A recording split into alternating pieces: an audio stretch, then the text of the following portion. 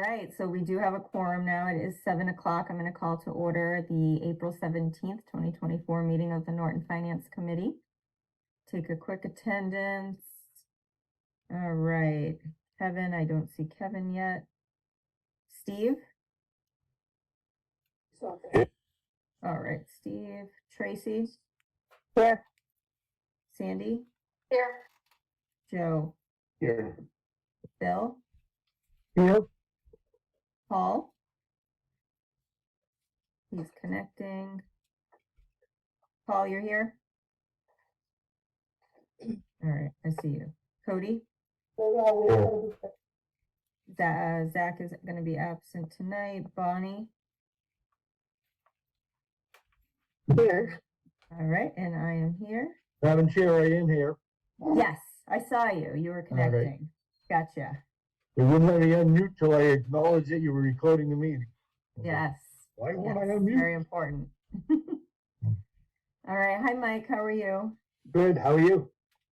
I'm finally recovered now from last Thursday's meeting. I don't know about everybody else. Took a few days, not gonna lie. A little traumatized.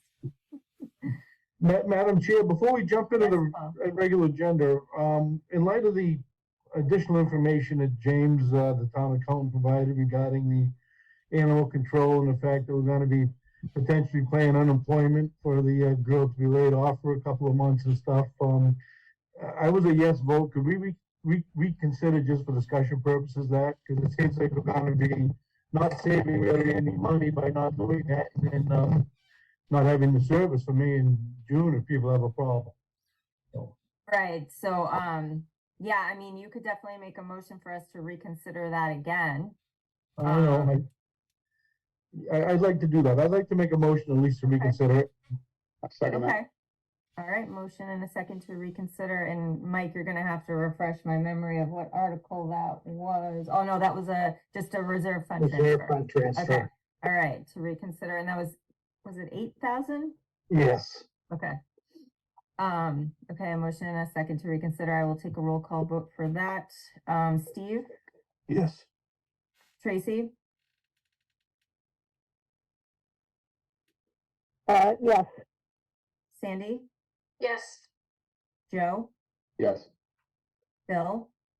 No. Paul? Yes. Cody?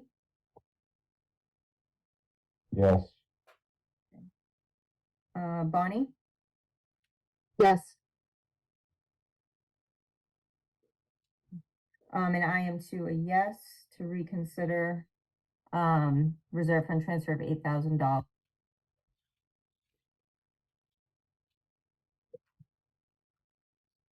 Madam Chair. I think we lost her. I think we lost. Yeah. I don't know. So I'll jump in. Go ahead, Cody.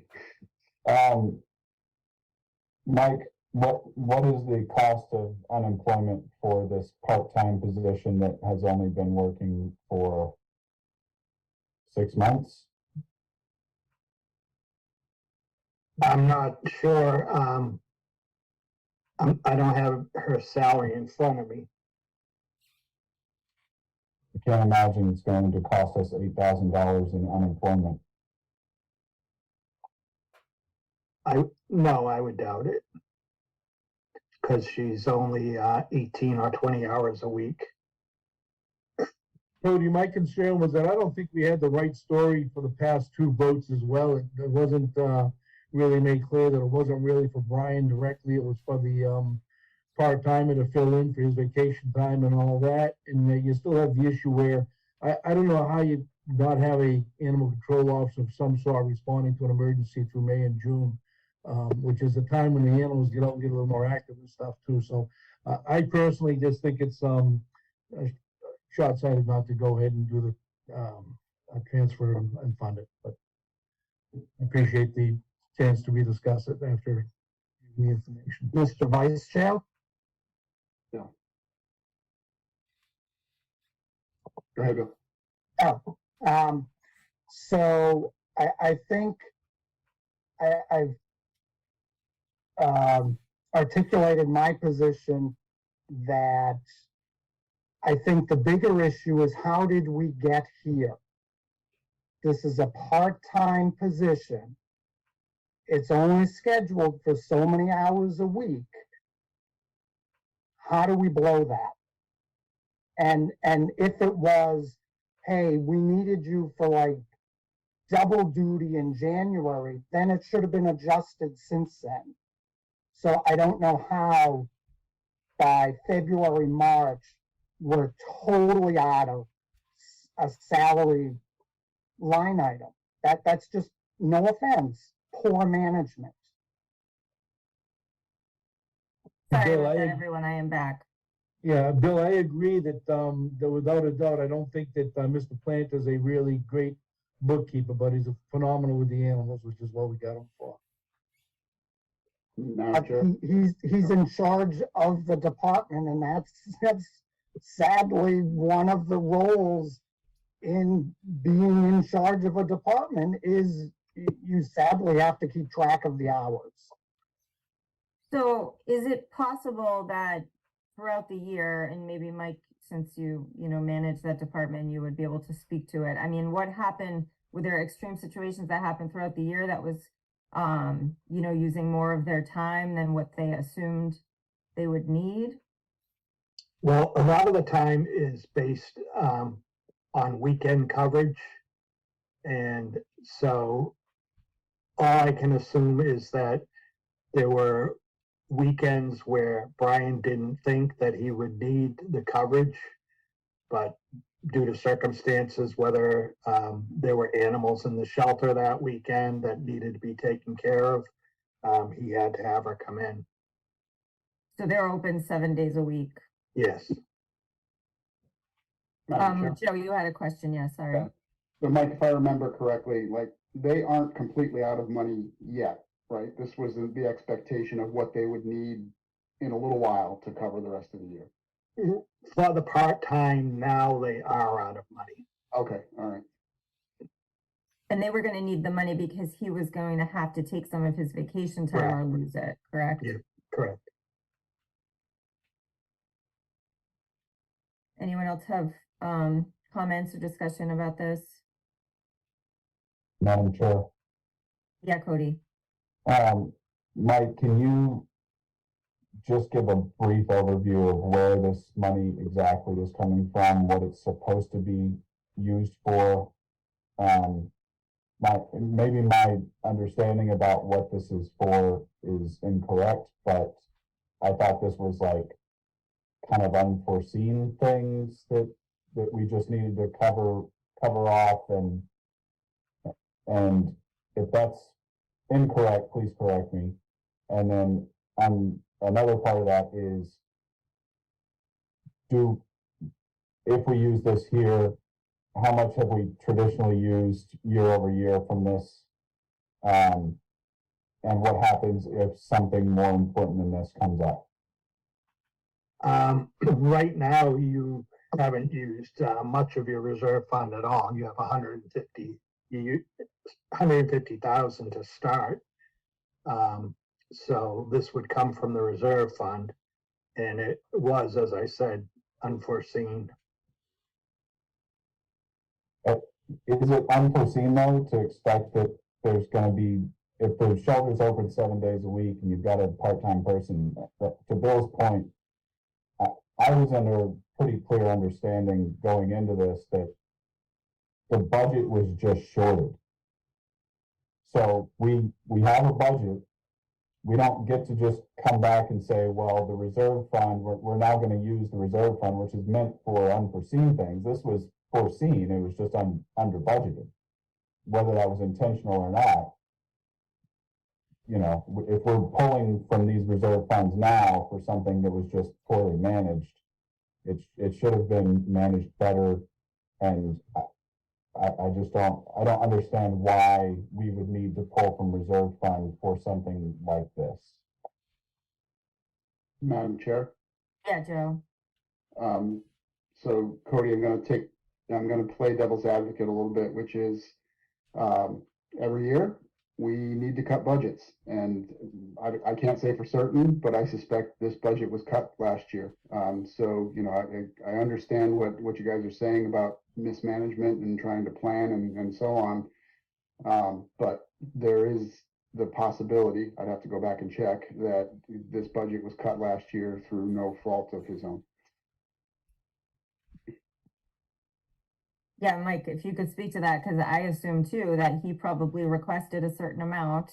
He And did. then when you were trying to do your recommendations, I'm sure you know, had a lower amount there for a recommendation, correct?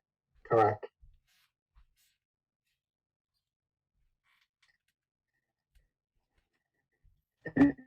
If we don't fund this, Oh. what happens?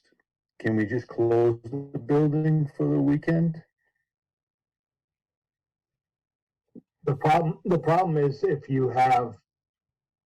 there's animals in the shelter, you can't just close it. You have to take care of them. And is that Brian, or that's exclusively this part-time position? It would be the part-time position. Part of that is because Brian's got some vacation time he's planning to use, I think in May and June, Mike, no? Correct.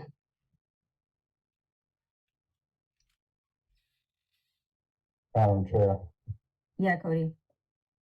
you said he's got 5 weeks of vacation. I'm assuming that he gets 3 weeks and he rolled over 2 from last year, and that's how he ended up with 5. No, he has 5 regularly.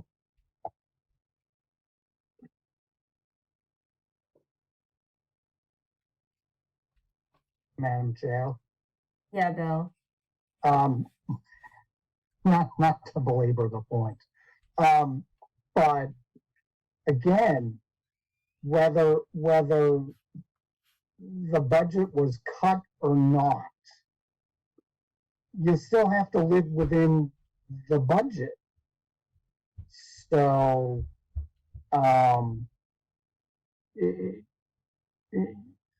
you just can't assume, because I thought this occurred like last year also. You just can't assume that there's going to be a rescue every year because we have this pot of money. There has to be some discipline. And you know, department managers, correct me if I'm wrong, they're salaried. So, you know, unfortunately, if they don't have the budget for the part-time person, it again falls back to the manager to have to unfortunately go in on a weekend. So I think this is a bigger issue than just, you know. Well, the other issue you have is his salary is quite a bit more than hers. So if he can't take his vacation and we have to buy it out, it's going to cost us a lot more than to pay her to come in and fill on his vacation time. Madam Chair. Yeah, Cody, you I- just shared a file. Yeah, I just shared a snip from the budget from last year. Animal control, he got what he asked for. He asked for 91,859 for personnel services and 14,080 for charges and expenditures. That's what was recommended. That's what he got. What are we Yeah. doing? Thank you for sharing that, Cody. That's a really good Thanks. point. I was making an assumption. Good to know the facts.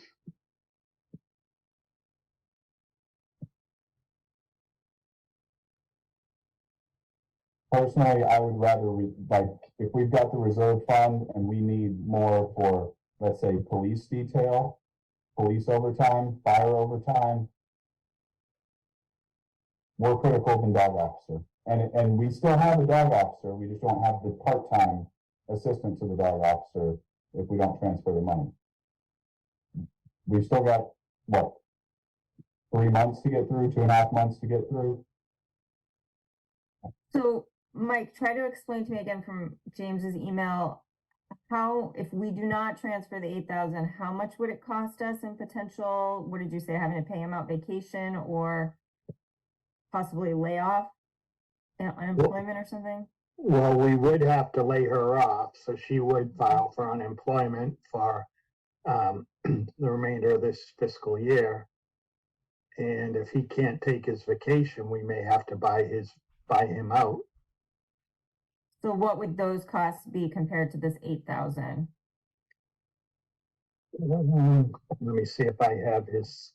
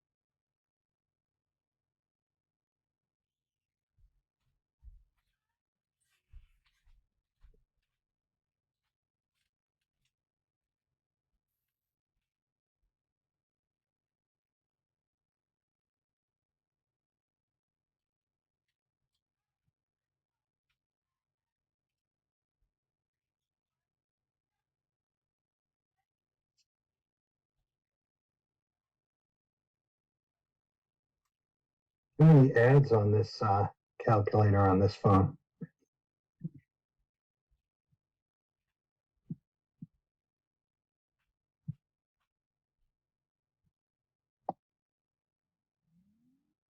Well, his salary is $1,336 a week. Okay. And he can roll over how many weeks? Sorry, Paul, Madam Chair. No, that's fine. 10 days. 10 days, okay, so 2 weeks. That'd be 2 weeks of payout and then whatever unemployment could be, Actually, 3 weeks of 3 payout. weeks. 3 weeks. If he can't take any.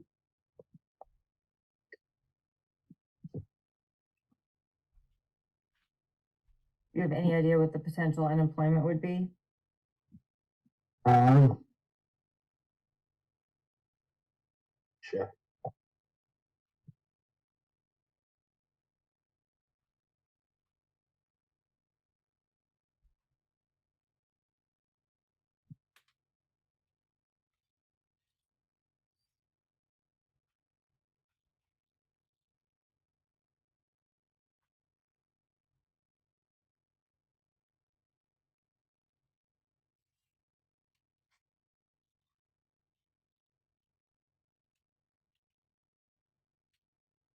And then to me, it's not just the cost of the unemployment, it's the fact that we have to unemploy somebody and then hopefully fill the position, because he'll need to fill the position for the next fiscal year. Madam Chair. Yeah, Cody. Mike, I'm trying to find the budget worksheets. I'm wondering if any part of his salary includes some sort of bonus incentive. And if that has paid out, if that's earned, if there's any KPIs tied to that. Because obviously he's not managing his department very well. If he's $8,000 shy, we gave him his budget that he asked for. And we're now backing into a number to figure out, do we transfer this over because it's going to end up costing us as much, if not more, because he didn't budget properly? And if there are KPIs tied to it, can you pull that out of whatever incentive or bonus or whatever? I just feel like if there are KPIs and he's clearly not living up to them, is that something that can be offset? No, he doesn't get any bonus like that. Madam Chair, Yeah, Bill. can I ask what may be a really dumb question, but it's not resonating in my head, so I'm at a loss. if we hired someone part-time and we paid them a full year's salary, but a little ahead of the full year, why do we get unemployment? They will get unemployment because they'll say that they were working X amount of hours a week and now they're not. I mean, But Massachusetts will pay that. Makes no sense to me, but, you know, some things in budgeting make no sense. The unemployment is earned off of the time served and the amount of hours that were worked. And if you're laid off, then you get some portion of that for a certain amount of time based on qualification. It's a state thing. We can't argue it. It's just. But why are we laying off someone who, again, we said we'd give you, let's just say 20 hours a week for 52 weeks, and that becomes X number of dollars, and we fulfilled that. We just did it early. And we're not saying we don't want you back next year. You got what you expected by taking the job. We fulfilled our obligation to you in the job we described to you, and you accepted. How is that unemployment then? I don't think that she went into it assuming it would only be 52 weeks, though. Like, that would be a contract kind of temp job. Right. But we're not stopping the job. We just paid it up front. So we still want the job come July 1st. But for the next X number of weeks, yeah, you don't have to fulfill your 20 hours a week because you already did that. Madam Chair, Yeah, Cody. I think if I'm understanding what Bill's saying, I think do we have to lay her off, or can we just say we need 0 hours this week and we need 0 hours for the next 8 weeks? It's semantics. I mean, if she's not working and she's not getting paid, she's gonna file for unemployment. I mean, we don't have to say you're unemployed. Just don't pay her and then she'll file. But again, we paid her. Does We James paid her have the that number? whole year. Yeah, I agree, Bill, but it's. Madam Chair? Yeah, Paul. Again, my concern is more than the semantics. I know looking back is always 2020, Cody, and something got dropped somewhere where they ran out of money. But I just know that if I'm a homeowner and a dog's come after me or whatnot, needs to be put down or whatever, I prefer to have Brian there or his trained part-timer than having the police or possibly the fire department getting involved trying to get into a house that has a dog protecting the owner who needs our medical help and stuff. I mean, there's a lot of stuff that goes on there that the potential is there. It's like having an insurance policy. I hate to see it vacant for possibly, part of May and June. So that's why I wanted to bring it up again. I appreciate everybody taking a chance to. And Mike, just refresh my memory. This conversation hasn't been had in the last couple of years, but before that, I remember this conversation having with this position and the funding and the use of funds. This is not a new conversation with this role. Can you confirm that? I know it's always been an issue just because like police and like fire, you never know when he's going to be called in or someone's going to have to come in at night. Someone's going to have to come in off hours and cover. It's an on-call position. Do we usually supplement this budget in the fall like we do with police and fire, or is this one always handled as a reserve fund transfer? It's always been handled at the end of the year, not in the fall.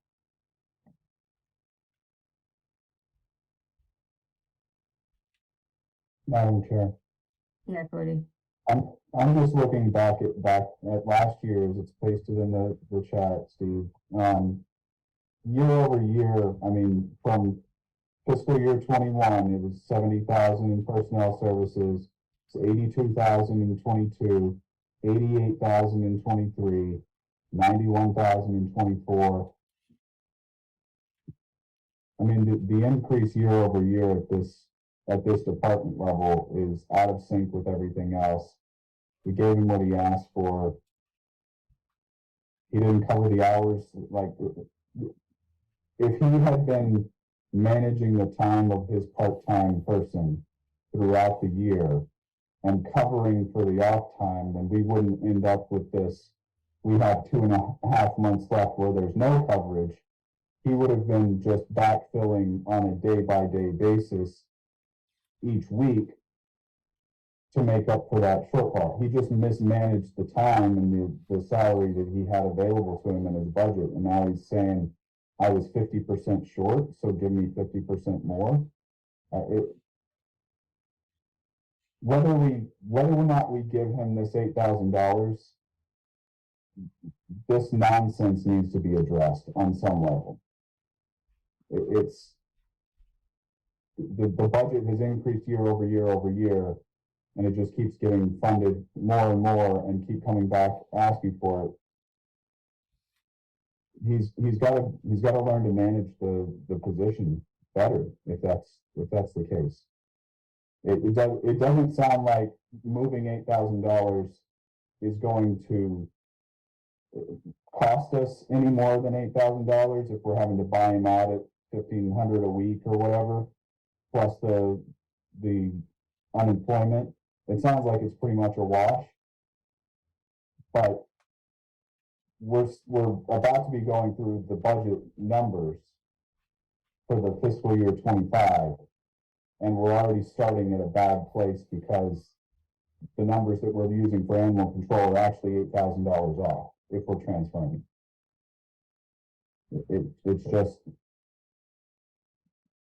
It's frustrating that we are being asked to transfer money over for something that should be unforeseen. This is not unforeseen, this is mismanagement. That's the problem, I think, that everyone that has voted no on this, it's not about the $8,000. It's about the principle of you mismanaged your department and now you're looking for more money when we don't have more money. Yeah, we've got a reserve sitting there, but the reserve is supposed to be for stuff that we couldn't see coming.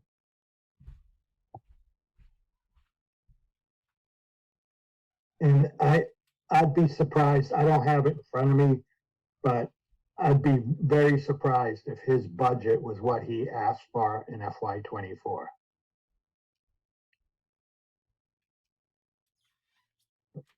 Madam Chair, Yeah, Paul. to Cody's point, if it's a borderline wash between the unemployment and possibly paying for Brian's time and stuff, we're still missing the fact that if you haven't been on an ambulance call where there is a dog protecting an owner who needs our help, it's really important to have people there that can handle that stuff. So I know it's frustrating to have to bail out a department, but I'm thinking that I prefer to take another whack at a vote to try to go ahead and do it. And let's see if Mike can put some management tools in place to try to watch the use of the funds next year, you know. All right, are we ready to vote on this? Again, Madam Chair, yes, Joe. I make a motion that we transfer $8,000 from the reserve fund to the dog officer account 292. Second, Second, transfer 8,000. Steve, No, but I'd also like to understand what it would cost for us for 2025 if we outsourced the entire service, the entire department. Tracy, Yes. Sandy, Yes. Joe, Yes. Bill, no, Paul, Yes, Cody, No, Bonnie, No. and I am a yes. We have 5 yes, 4 no. Let me just double check that.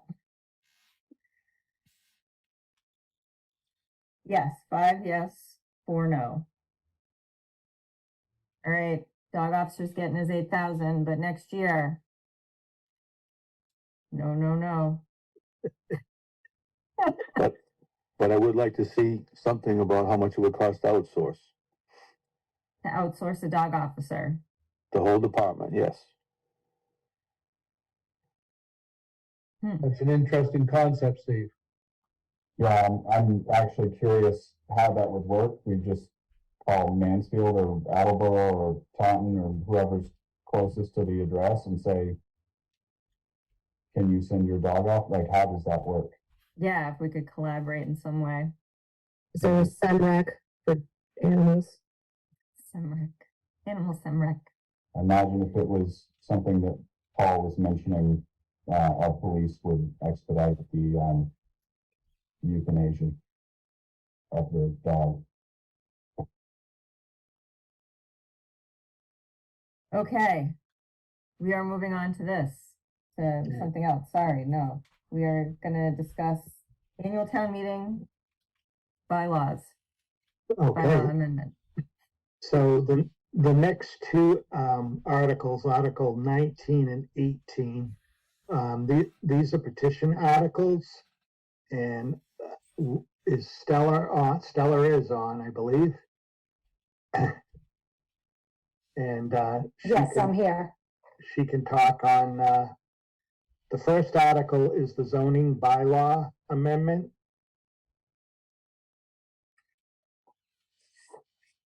Yes. Did you want me to speak now?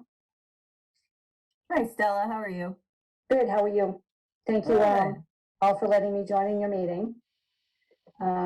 The reason I did these petitions was, is that the lighting one that we're talking about? Let me put it up. I'll share the screen so everyone can see the article. Okay, The first one is Article 19. Let me go down a little bit.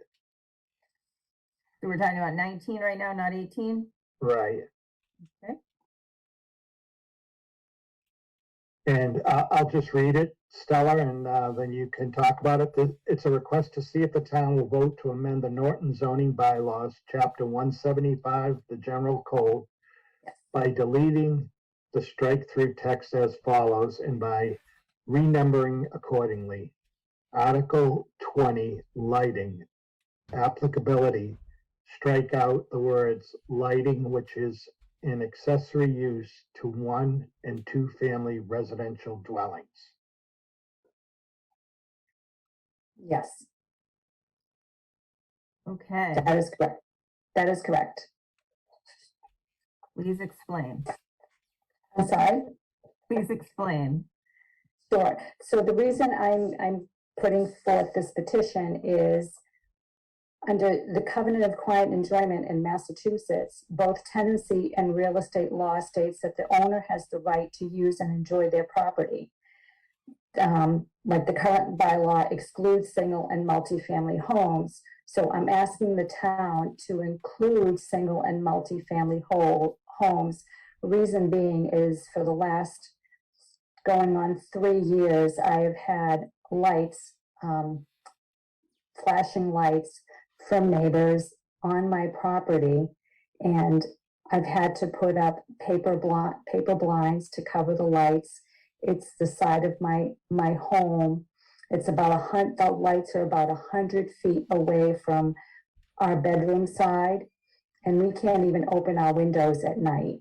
So this is the reason I put forth this petition to strike the lighting laws, because the police can't help me in this matter.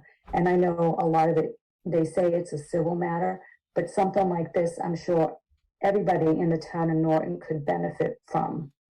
Because a lot of the lights So- nowadays are so bright that they're just so bright, and it's really frustrating when you can't even open your window at night. And we love living in the town of Norton. We've been here since 2010. So I just want to understand what kind of lighting this would be when it says lighting, which is an accessory use. what does that include? What kind of So- lighting does that include? That it includes, it's not even like a permanent fixture. It's like it's like a light that I'm just using an example from what I've experienced. They're lights that are, they're charged on by solar. So they're solar lighting and they're not even affixed on a home. So they're affixed on like a fence or a pole in another neighbor's yard. Madam Chair? So the motion is generated by an animal or somebody crossing that light. So the So light is it will like go a on. ring light, like No, the ring not a- camera lights? Like, No, it's not a ring camera light at all. It's just an accessory light. yeah, Mike? So, correct me if I'm wrong, Stella, what you're trying to do here, under Article 20, lighting, right now, the town can regulate lighting, but there's an exemption that says lighting, which is an accessory use to 1 and 2 family residential dwellings, is not regulated. Correct.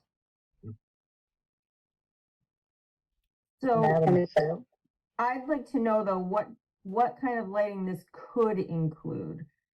You know what I mean? You mentioned the specific lights that your neighbors have, but I'd like to know what the lighting could include in this that now 1 and 2 family residential dwellings could not use anymore after so we strike. what does it include on other family homes?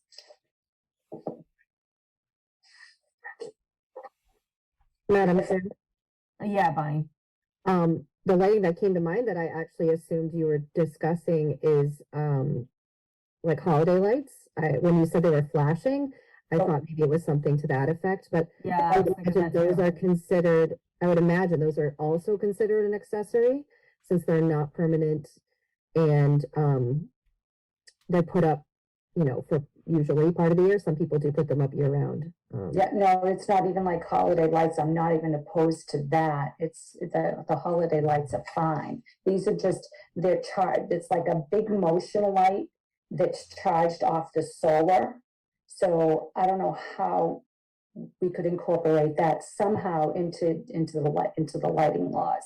And it's just like it's flashes. When an animal goes by, it flashes, it turns on. So I don't know what kind of a lights that would be, but it's very frustrating when you have these lights that are flashing in your window. And I'm sure I'm not the only homeowner in Norton that's experiencing this. And it's got nothing, holiday lights are mild compared to what we've been experiencing. Madam Chair, Cody, sorry, Cody's got his hand up, Bill, and then I'll go to you. Thank you, Madam Chair.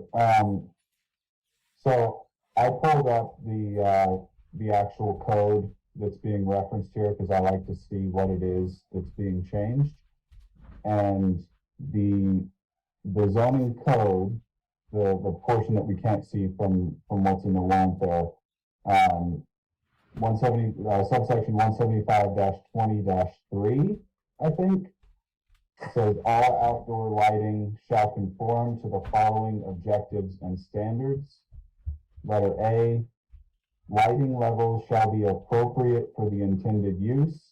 Excessive levels of light, glare, and light trespass will not be permitted. Is that what Correct. we're trying to strike? Correct. I put the bylaw up so you can see it, what's being, the intent is to strike out the first sentence under 175-20.2, which says that the bylaw shall apply to the construction and installation of outdoor lighting, except that the following uses shall be exempt from regulation by this bylaw.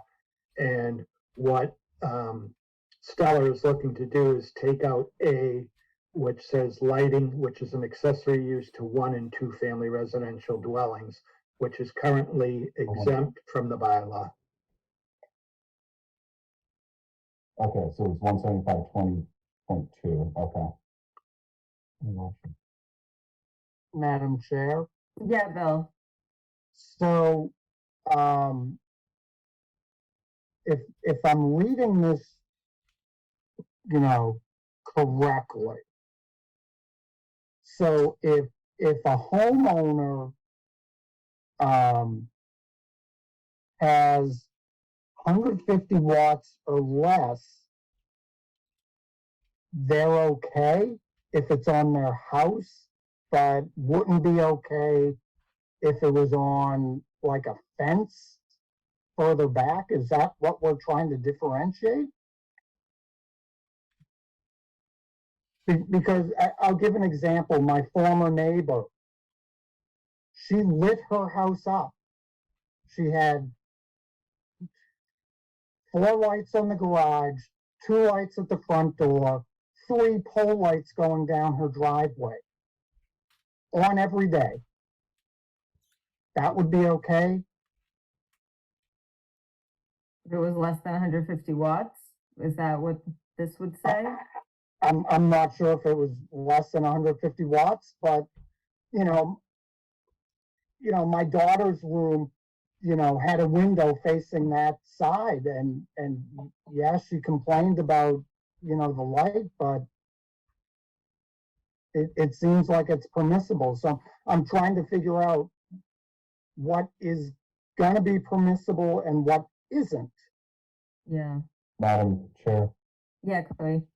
So I deal in contracts and contract language all day.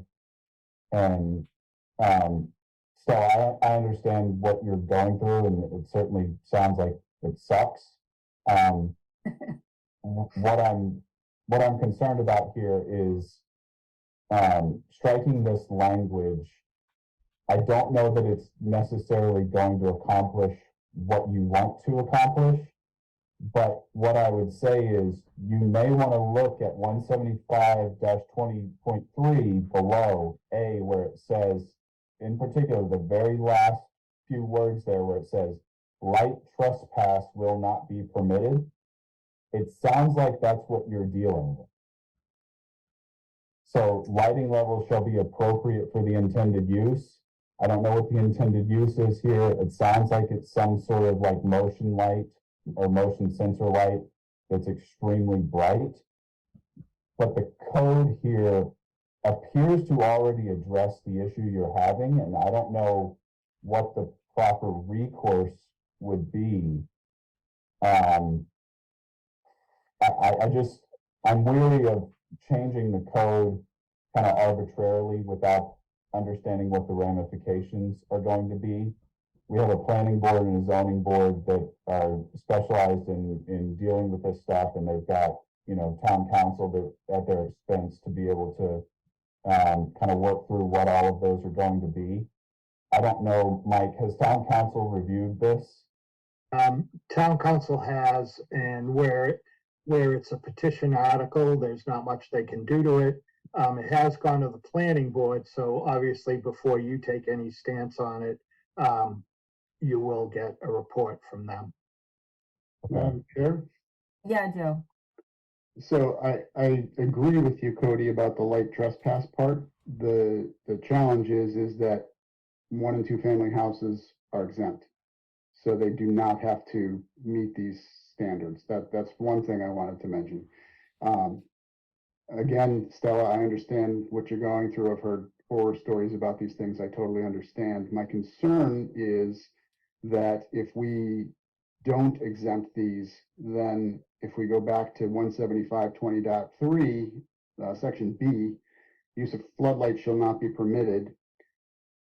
I have 2 floodlights on my house. One is on over my garage, one is over the back door. They don't shine in anyone's windows, nothing like that. I don't want to have to go to the planning board to get an exemption for those lights. I think what we need to understand is what accessory use really means. I forget who said that. Somebody, Bill. Yeah, mentioned that before.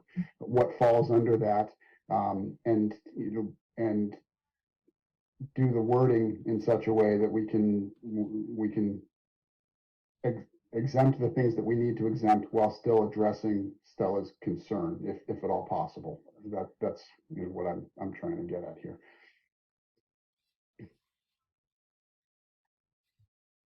Anyone else have questions or comments about this article, petition article?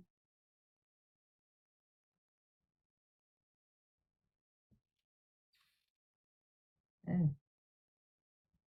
Hearing nothing. Yeah, I- Question. Yep. So, Go question. ahead, Stella. So why are single family homes exempt from this lighting bylaw? I don't think we can speak to that. That would be a question for whoever put the bylaw in place. I don't know. Well, is there a reason why we can't strike that? Or somehow try to strengthen and make the law, like you said, better for what I'm trying to do? My understanding is there's no reason we couldn't strike it if town meeting agrees to it. Okay. My concern is just the wording of it is kind of, yeah, and yes, we should be able to strengthen it too. It's finding the right wording in order to do that. Okay, and is that something that you all could help me with? Is that how we really proceed from here? I'm No, that not- wouldn't be the job of the finance committee necessarily. I think that you'd want, would that be zoning board that she? planning board. Planning. Planning board, yeah. Because they, Through you, Stella, have you talked to the planning board about this? and who's on the planning board? I've talked to so many people. Has it been presented at one of their meetings? I was supposed to do that a couple of weeks ago in front of the town. I'm doing it next Tuesday. Next Tuesday. Because it didn't get posted in time in the paper. So it got pushed out from a week ago to next Tuesday, a week before to next Tuesday. Yeah, I think it's important here that we figure out what the definition of accessory use is. Because I think that's a critical thing here, because what you're dealing with is, it's specifically, this entire subsection is meant to deal with exactly what you're dealing with, to prevent it and to have recourse to stop it from happening. It would shock me if, like, we basically said, no, light pollute the hell out of your neighbor if you're a single family home. Put up flashing lights and say that it's, enjoyable for you because you like raves. Like, stupid stuff like that. Like, the whole point of this is to be able to say, this is excessive, this is causing glare, this is diminishing the value of my property because of the light pollution that you're creating. So I feel like there's probably a right answer here, and the code may already address it. We just may not understand it, and that's where the planning board, that's what they're elected to do, and then the zoning board through them coming up with all these terms. That's where I feel like, once we have the opinion from planning board and what there is, that's where, obviously we're not voting on this tonight. I appreciate you being here. It's going to be like, planning board's going to have to tell us the ins and outs of what this change would actually mean, and making sure that we're not creating additional issues down the road that then somebody's going, well, that was stricken, and so now I can do whatever I want whenever it may need to be changed, but the change may need to be rewording in a way, or like putting a definition on what accessory use is or something like that. I mean, that's probably what we're actually looking at doing. I'm sorry you have terrible neighbors. And that would be on under objectives and standards. Is that where that would fall under? Is that correct? Yeah, because the objectives and standards appears to address this. The 175-20.3A appears to address what you're dealing with. And I feel like that would probably be where you would be able to go and have some sort of recourse back against your neighbor. If they won't turn the lights off or reduce the glare or whatever, the code seems to be addressing it. It just, maybe the wording needs to be tightened up or changed or something like that. But it also would still have to include single family homes in order for it to apply, correct? That was my understanding.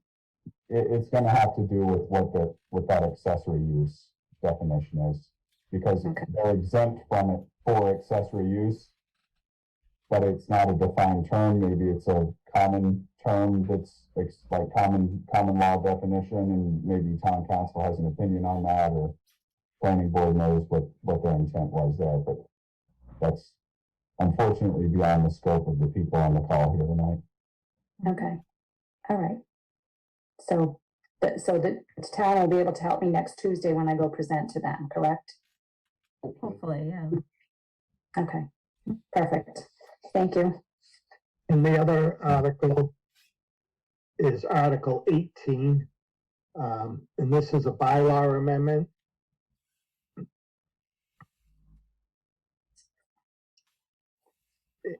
And Stella, do you want to talk about this, the banning of cameras? Yes. The reason for this petition is the same thing. I have cameras facing my property over a 6-foot privacy fence. It started out as one camera. Now we have 4 cameras facing our home, and they've now put up signs under their cameras, "Smile, you're on camera." So I don't feel, again, under the covenant of crime enjoyment, I feel that it's an invasion of my privacy. And I know you can take, pictures of, I know cameras are really not, there's no set law on cameras, but there should be, because nobody should have to feel like they're being surveillanced on their own property. And that was the reason for the camera petition I put forward.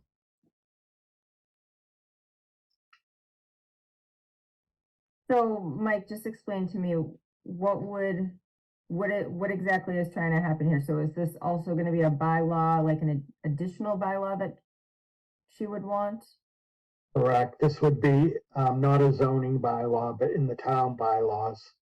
And this would, as she said, the request is that no cameras are permitted to be installed above a privacy fence.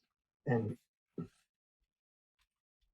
Madam Chair, So, yeah, go ahead, Laurie. through you, Mike, I was just curious if you knew what the general code says currently about cameras at all, when it comes to homeowners. I think Stella is probably more up to speed than me, but I don't think there is anything in the code on that. No, there is nothing. I know the state of Massachusetts has put something forth. They have something in writing. It hasn't gone to fruition to become a law yet. I know they haven't voted on it. I did look at his article in Boston, but there is nothing right now. And to me, it's like just having a camera over a privacy fence or over somebody's property line should not be permitted for the purpose of videoing anybody on their property. I mean, we live on 2 acres of land and we feel like we're being surveillanced 24/7, and we are being surveillanced 24/7. Right. And go ahead. And I don't know whether or not you have children, you don't have to disclose that, but if a homeowner were to have children who would be out enjoying their yard and the next door neighbor has cameras over a privacy fence or into windows, I can imagine that would be a concern for them. So I do understand. And I hope you know, we ask these questions because trust us when we tell you that town meeting will have these questions and more. I mean, people are generally suspicious anytime a law that affects homeowners is going to change, because they want to know how it's going to impact them and the choices that they make for their home. So better that we ask you and you don't go to the trouble of presenting to what looks to be a very busy town meeting. But I'd be curious to know what other towns have adopted and the language they've used, and if this comes from that, then great to know, and also whether or not our attorney for the town has taken a look at it to be able to compare it. And I'd imagine that's what they would do as well. Because I think you just want to have, as people were suggesting with the previous article, have it be as airtight as possible when you present it to the town. Because our questions and our way of approaching it is going to be a lot, maybe more, I don't know, even keeled, kind of looking at it from both sides, and other people might be a bit more defensive. So I just want to make sure that you have all the information that you need to be able to explain that to people when you present it. I haven't found anything in the state of Massachusetts at all for any camera laws. And I know there's other, through the research that I've done, there's other states that do have something on the books for privacy laws. I don't have that information with me. It was just stuff that I had looked up the research before I, went forward with this. Madam Chair? So can I just wanted to talk real quick after Bonnie. So Stella, the first thing I'm thinking of is just we live in this day and age where like everyone has a Ring camera. Everyone does. It's just kind of like a thing that, people are trying to protect their property. They want to be able to see, make sure their Amazon package isn't getting stolen, whatever. So like, I just think myself, so like, I'm thinking of where my Ring camera is.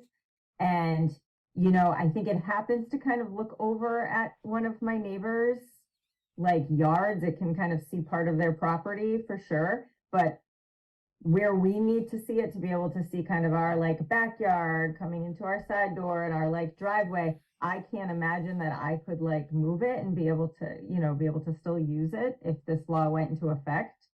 And personally that would affect me if I wasn't able to have that anymore. So I guess I'm just kind of curious at like what the repercussions could be for everybody who has all these Ring cameras. If this law went into effect. And it's really unfortunate what you're specifically dealing with. It sounds like this person is definitely crossing a line to like literally look into your property. I don't know. It can exclude, Ring cameras don't even cover, I have a Ring camera. It's not Ring, it's by Arlo. It's a different brand, but it does the same thing. But the Ring camera kind of faces your front walkway. I'm just talking more privacy, like backyard, side of the house cameras that are intentionally facing your property to basically surveillance you when you're trying to, enjoy your backyard. I'm just like intentionally, and we can maybe write the article like to exclude Ring cameras. I'd also, when I wrote this up, I also did exclude law enforcement from it, because they should be able to surveillance anybody to perform their duties. So it can be reworded a little bit, but I'm just talking like intentionally pointing the cameras at your property. Yeah. Madam Chair? Paul, go ahead. So Stella, I have perimeter cameras around my house. They're to protect the perimeter of my house, and they have a good view of everything right around my house. I suppose if I were to zoom in, I'm not sure of the quality of the cameras because my neighbors are far away, but my intention isn't to surveil any of my neighbors. It's to surveil my own property in case there's any kind of vandalism or anything like that goes on. Are you talking about these cameras that your neighbors have are mounted on their house and you're concerned because they have the potential of seeing over your fence?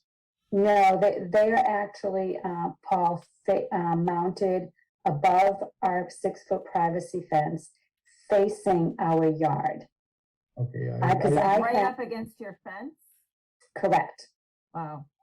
I have cameras as well on the side of our house facing the perimeter of our property, just for the fact that, for protection. I don't intentionally have them facing somebody's home to physically watch them 24/7. Madam Chair? Yeah, Joe. I think the intent to harass, annoy, or threaten the person or property clause actually covers both you and Paul. It doesn't sound like either in those cases that it's intended to actually surveil your neighbor. It's for security purposes. So I think that would cover that, or at least I hope it would. But yeah, we will again would want the clause to be kind of as specific about that as possible. I think Stella, you've done a pretty good job of trying to do that. On a completely different note, just for your information, they do sell their ultraviolet devices that you can point at those cameras, which renders them useless. Ultraviolet devices, they are? Yeah, it does something to, it sends out some sort of ultraviolet light, which messes with the camera lens or something like that. And basically all they get is what looks like a bright light. And essentially, causes them not to be able to do what they're trying to do. Okay, I'll have to look into that. But see, with my luck, I would get caught and I would get arrested. I don't think those are illegal. They're not, okay. Chief Clark is on the line. He can he can chime in there and let us know.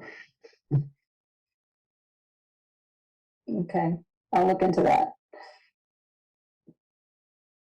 All right, anyone else with questions for Stella, comments on Article 18?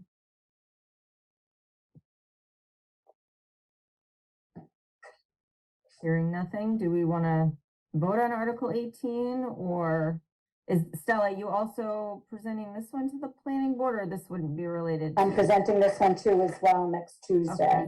All right, then we should definitely wait on our vote. Agreed. Okay, no one else has any questions for Stella, we can let her back to enjoy her evening. Good luck. Good luck. Hopefully without bright lights flashing in your window. So after I meet with the planning board, what happens then? Because this is all new to me. So, yeah, so we'll, at a future meeting after that meeting, I think we may have a meeting on the schedule for next Wednesday. We definitely have one for the Monday after on the 29th. We will then discuss it again, and at that point we could vote to recommend or not recommend Okay, the town meeting. okay. Madam Chair. Yeah, Joe. Stella, just so that you're aware of what happens at town meeting, Paula mentioned whether or not we recommend. That just means that whether or not we recommend, it would say whether or not we recommend that or not on the town warrant. That does not mean that you can't bring it up. It just means that we won't make the motion, but you're free to at town meeting. Yeah, good point, Joe. Yeah, if we end up deciding to not recommend, yes, you would have to move your article at town meeting as opposed to us moving it for you and there being an open discussion about it.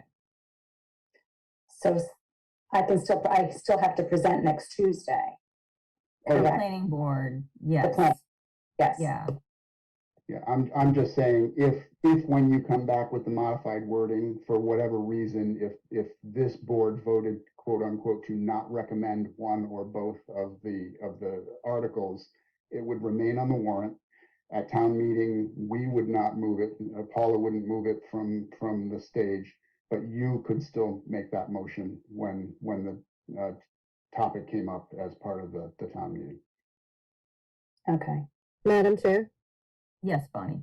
I mean, we'll have another meeting where we discuss this before voting, so you're welcome to attend that one as well.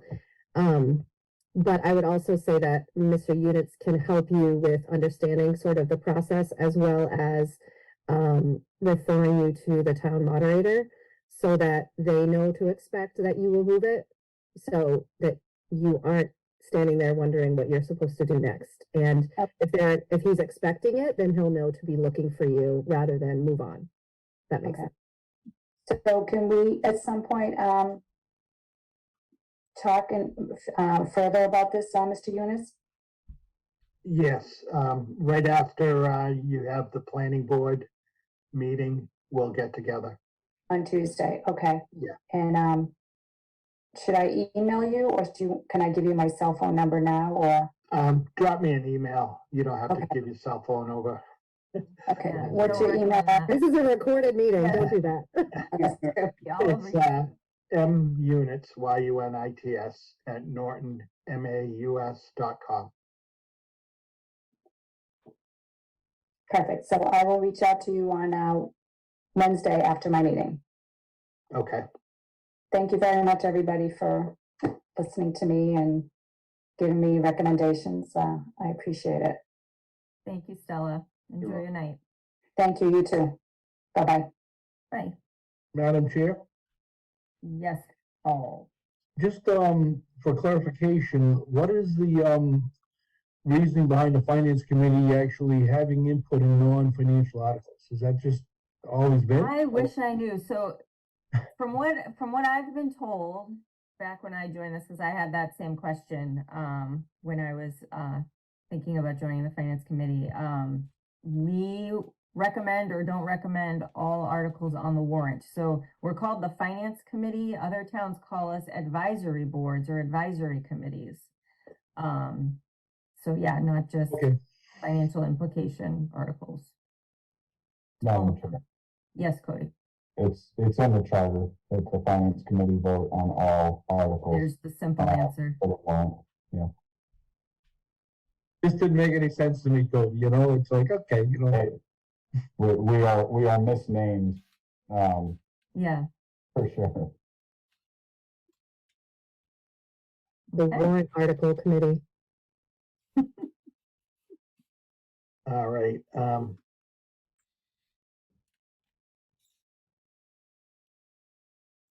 next, I wanted to see if you would, reconsider Article 11.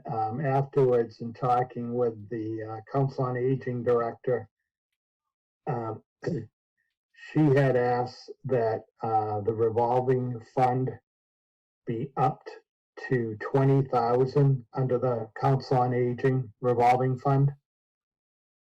You approved 10,000. Okay, what would Yeah. be the reason for the increase, Mike? Her reasoning is that, with the potential for renting out the facility, that should have more revenue coming in and more expenses.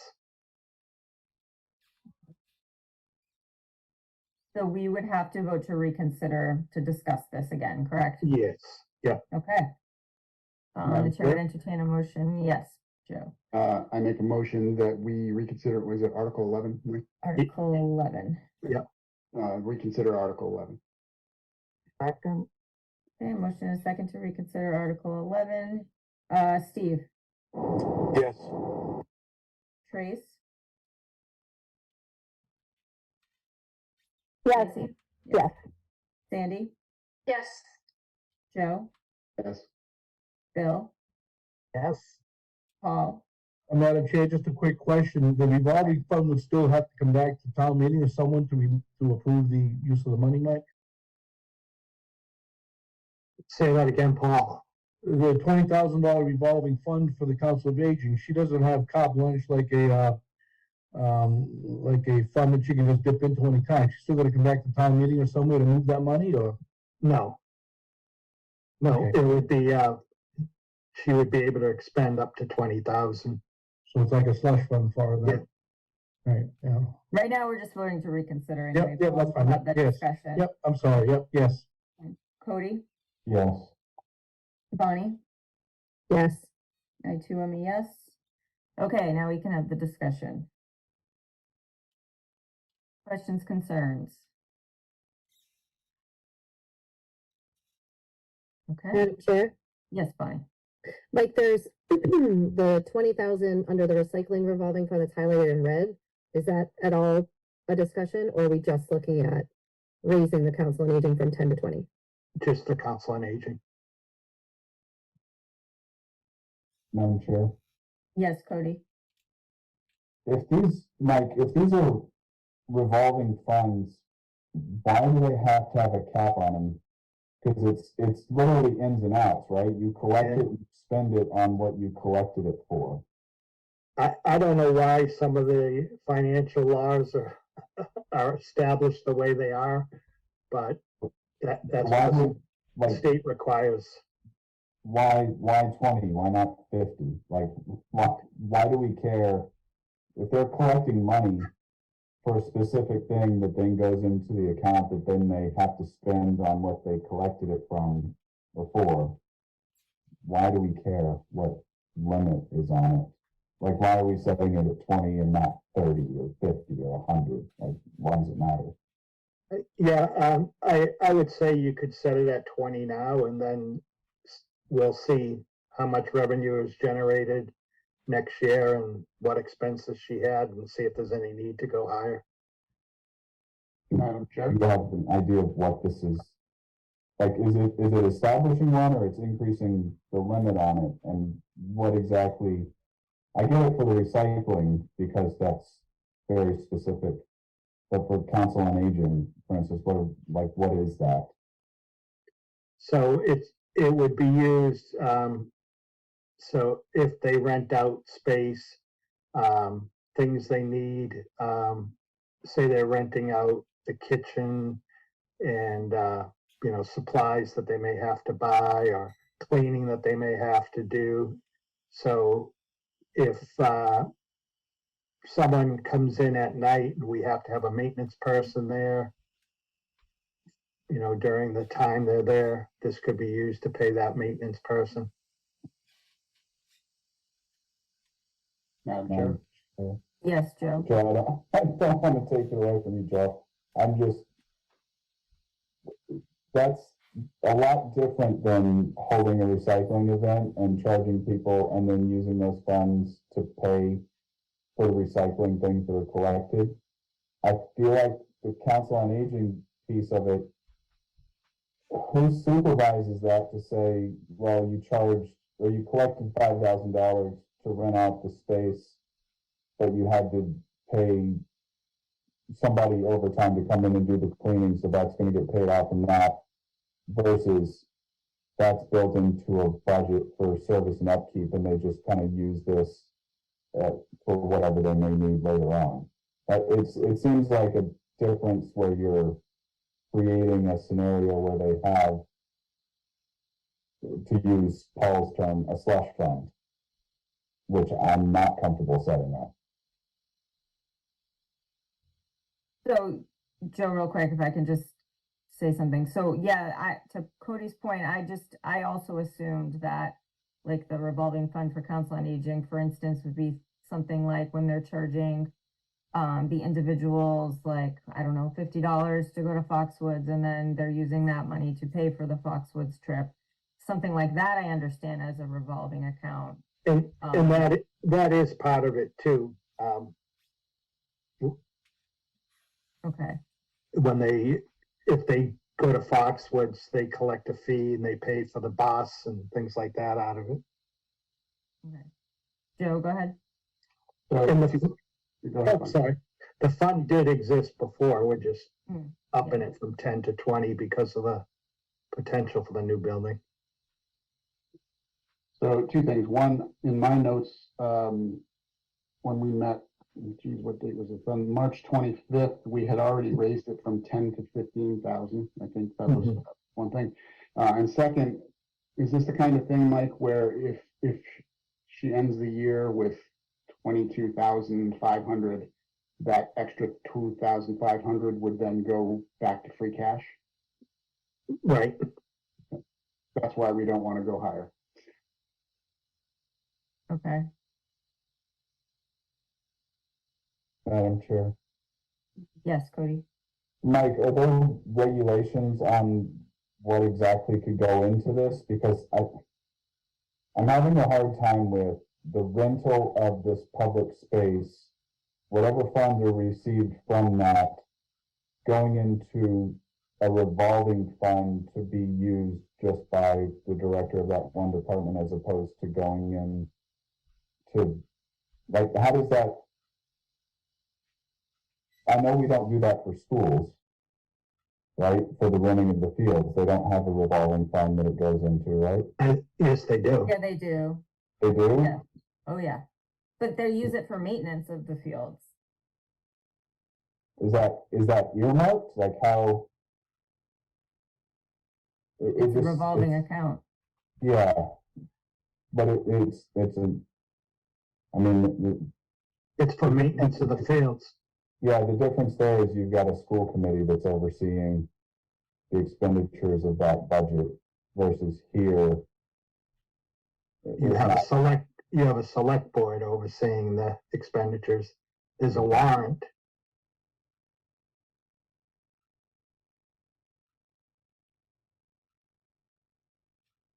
Was this like a specific scenario that they, let's say we don't raise it, let's say we keep it at 15, the excess funds for the rentals, if they're sitting on 15,000 and the account's flush, I don't, like, it's not gonna cost that much more for the maintenance and upkeep, or, to pay somebody overtime to come in and clean it.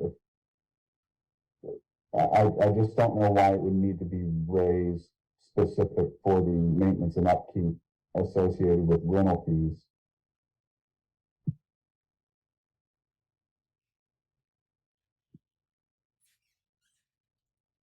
Madam Chair? Yeah, Paul.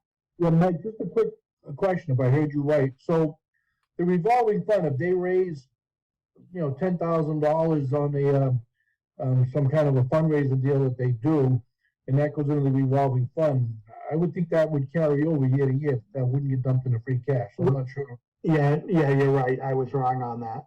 All right, thank you. Even if it's over the limit?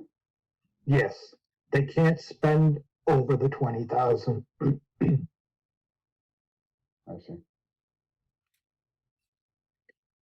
So, like I said, it's for trips, yoga classes, anything they bring someone in that people pay for, they'll pay for that service out of the revolving fund.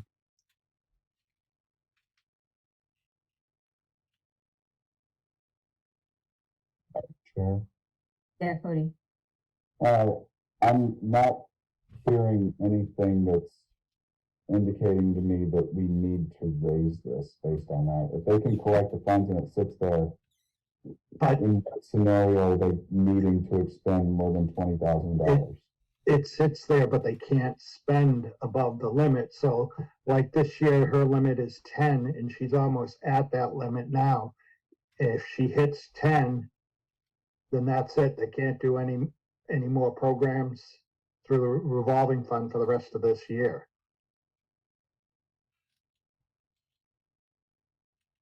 I mean, I don't see what the drawback is just to allow them to spend 20,000 out of something where they're raising the funds to run programs.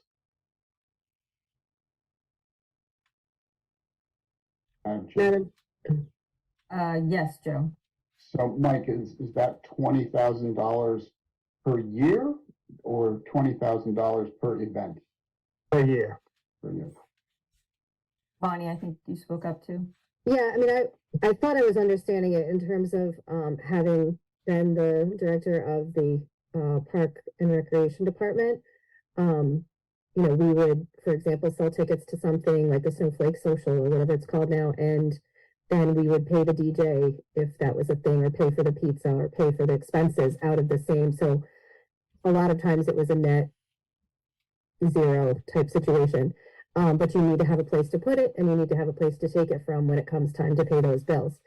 Same with, say, a police detail for the Easter egg hunt, or buying the chocolate or the candy that goes in the Easter eggs. However, I didn't realize that it was in terms of only being able to spend up to that amount, because the amount goes up and down throughout the year. And so, obviously we didn't spend over the amount that we had, or I would have heard about it, but, from Mike. But I think it does make a difference that is the extent to the amount that they can spend. And if they are able to raise that amount, I do think that they should be able to spend it. So, we know that, the Council on Aging and Human Services, I assume that this can also be used for Human Services as well, Mike. Correct me if I'm wrong. Yeah, say that again. Can this revolving fund be used for things that are for Health and Human Services related, or is it Right. just for the Council on Aging? This is just for the Council on Aging. I don't know if she can use it for the Human Services, but a lot of times Kind of the over. Human Services things and Council on for Aging things are people who are interrelated. Yeah, Yeah, so it's an underfunded department, and if they can raise, I mean, everything's an underfunded department. But if they can raise their own money through things that fundraisers they do, then I think they should be able to spend it on their own programs. Yes, I Chair? agree with Bonnie with that. Was that Steve? It was. Okay. Mike, what controls are in place to review the expenses that are being made? James, the town accountant, reviews everything and prepares a warrant that the select board then have to approve. And I have to approve before we pay any bills. That's on any disbursement they make from this account? Yes.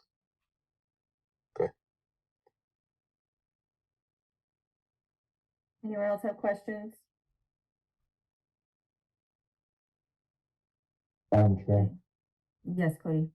Thanks, Mike, it's helpful to know that, so it's the same thing like what we just did on the dog officer, essentially, it has to go through select board and so you have to approve it, then it goes to select board has to approve it before it gets paid out of the revolving account.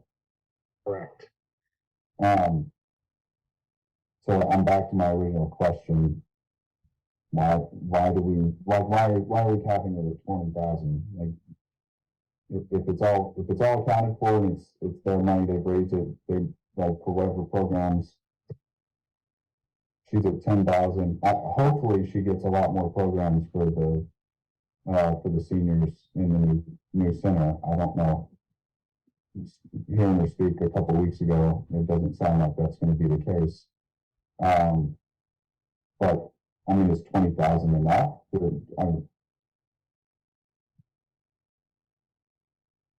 I guess if that's all that's being asked for, I'm fine with it. For whatever we're doing here.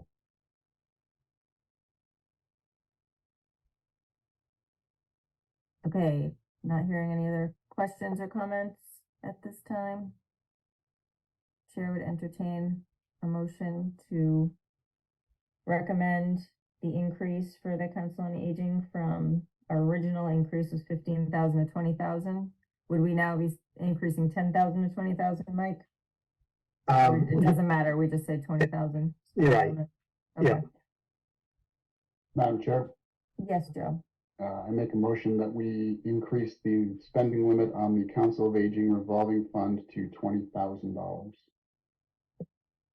Do we need to specify no other changes to any of the others, since it's a larger article? Without changing any of the other amounts. We had already changed the, recycling one, I think, to the 20, didn't we? Yeah, that was the last time. Yeah. Yeah, so Mike, we don't have to mention recycling again. This is No. just, okay. All right, so a motion, second, okay. All right, Steve, Yes. Tracy, Yes. Sandy, Yes. Joe, Yes. Bill, Yes. Paul, Yes. Cody, Yes. Bonnie, Yes. I too am a yes, 9 yes. For Article 11, 20,000 for COA. Thank you. Let's switch to special town meeting. Okay. And the first article is prior year bills. And we have one bill from KP Law, $10,649.85. I don't know how it slipped through the cracks. This was for a year ago, March. And I received an email from Joe Fair recently mentioning that it had not been paid, and we discovered it wasn't. And so I'm asking that $10,649.85 from free cash fund this prior year bill. Okay. Madam Chair. Yes, Cody. Mike, so how does this ultimately get like retroactively added into the budget carryover from last year? Because again, it's trying to figure out how much we actually spent on legal fees last year and the year before and all that, whenever we're looking forward. I mean, this 10,000 was supposed to be in last year's. We now have to use the special town meeting to fund it, presumably from free cash. Does it have to come from free cash because the reserve fund that we have set aside is only for fiscal year 24, and this is for bills that have already expired in the prior fiscal year? Right. So, it has to go to town meeting and it has to be a 2/3 vote. And, the reserve fund that you have is for, FY 24 bills, and this would be for the previous year. And we already turned back FY 23 reserve fund? Yes.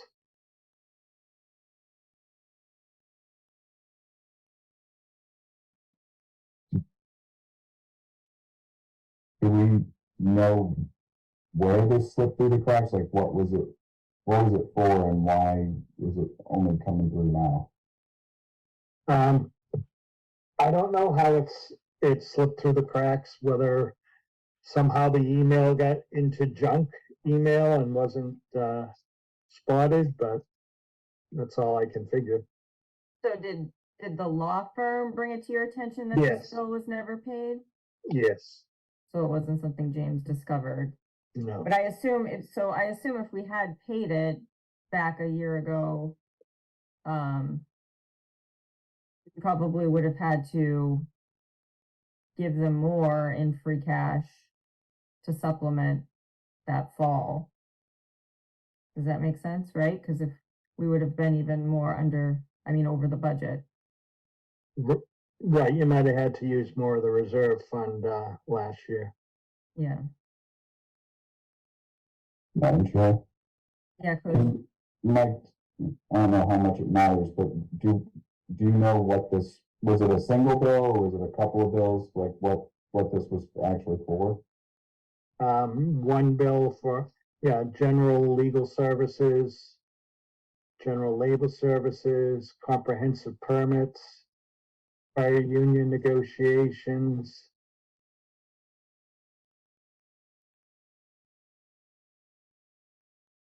Rail trail project, marijuana. so it was like a period of time, right? Yeah, Like, yeah. Town meeting.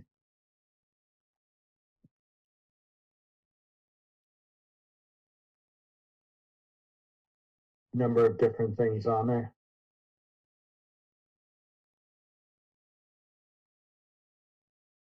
hey, anyone else have? Madam Chair, I don't know how much we can actually debate this. We have to pay our bill, right? Just odd that it's so late in coming through, especially since it sounds like there was a lot of things over a long period of time that they waited to bill us on. And then, I don't think they waited to bill us on it. They just sent the bill and we didn't see it. Sounds like. well, town meeting was on there, it was pretty late. Well, I don't know. They send them out every quarter. How do they usually bill, Mike? Yeah, every month. So this was for services through March 31st of 2023, and it was dated April 30th of 2023. So they would have been reviewing the warrant and everything leading up to town meeting. Is it, sorry, Madam Chair, is this fall, would we normally address this in fall town meeting whenever we have something that misses fiscal year close, like? If we knew about it in the fall, sure, we definitely would have. Okay.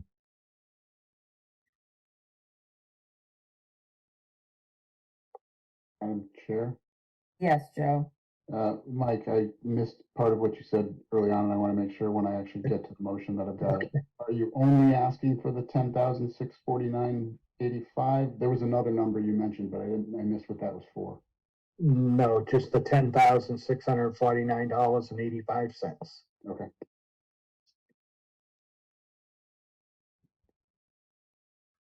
Any other discussion on transferring from free cash to pay this per area bill?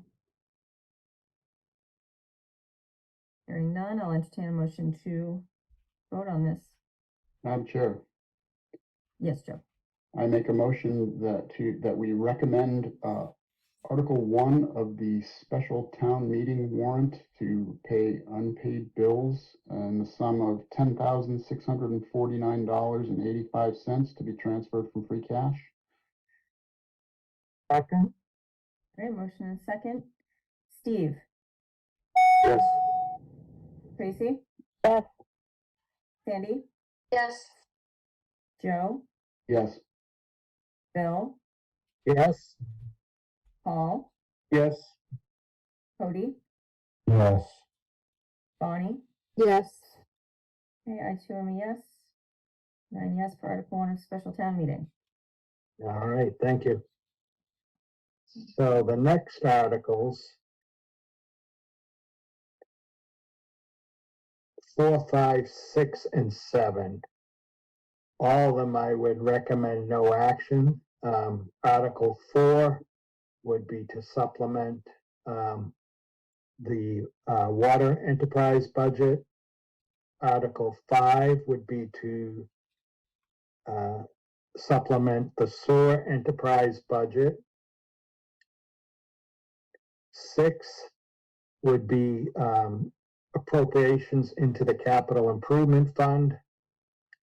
And 7 would be any amendments to the capital improvement plan for FY24.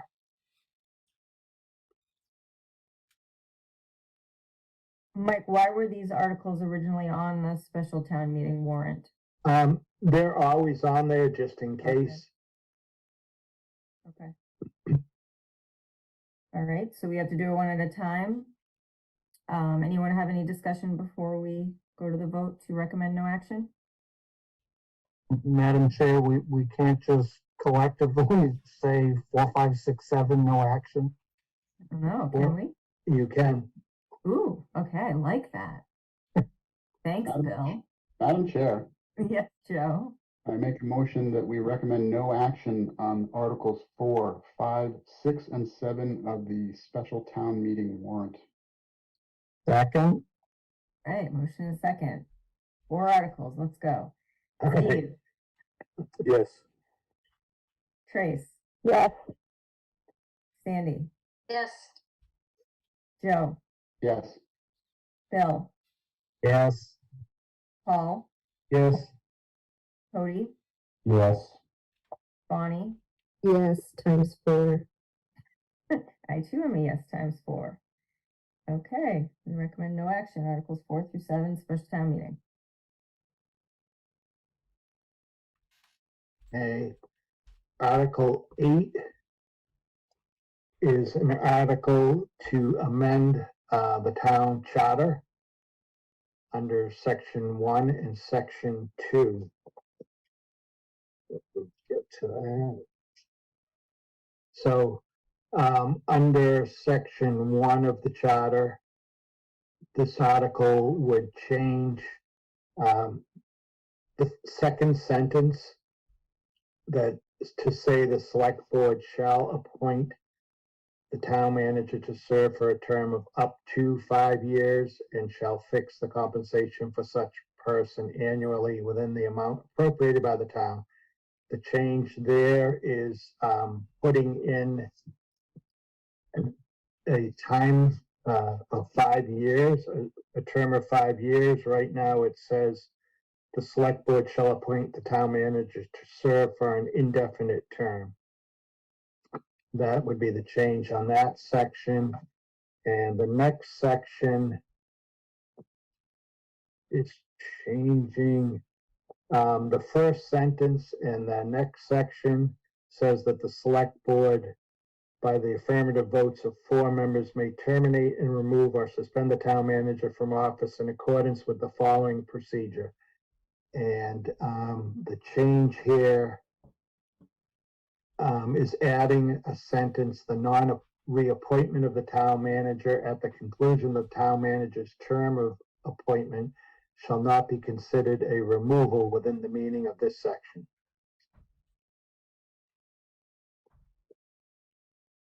Madam Chair, Yes, Bill. Mike, didn't there used to be a portion of this that said that the select board or selectmen at probably the time had to give a certain period of notification that they were gonna like not reappoint? Has that changed or no? That isn't something that's changing, just these things, these 2 items.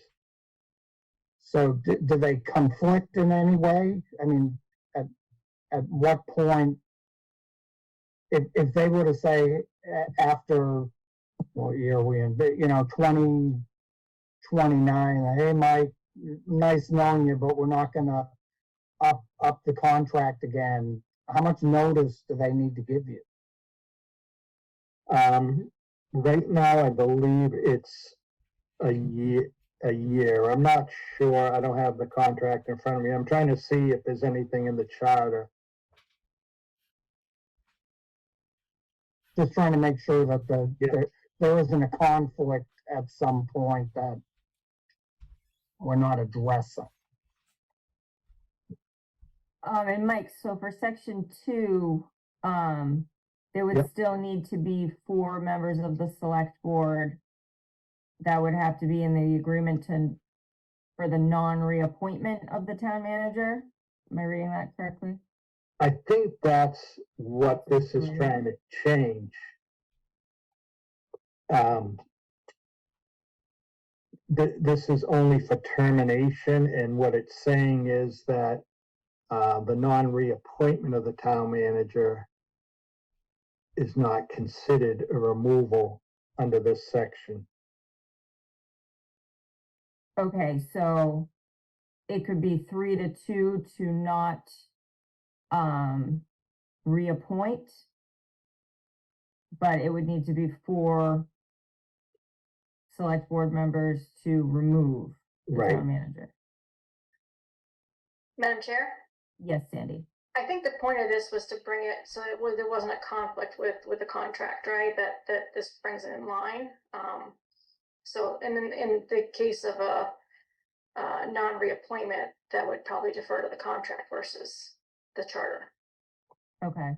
I believe that was the goal. I remember from the last time around that we tried something similar to this.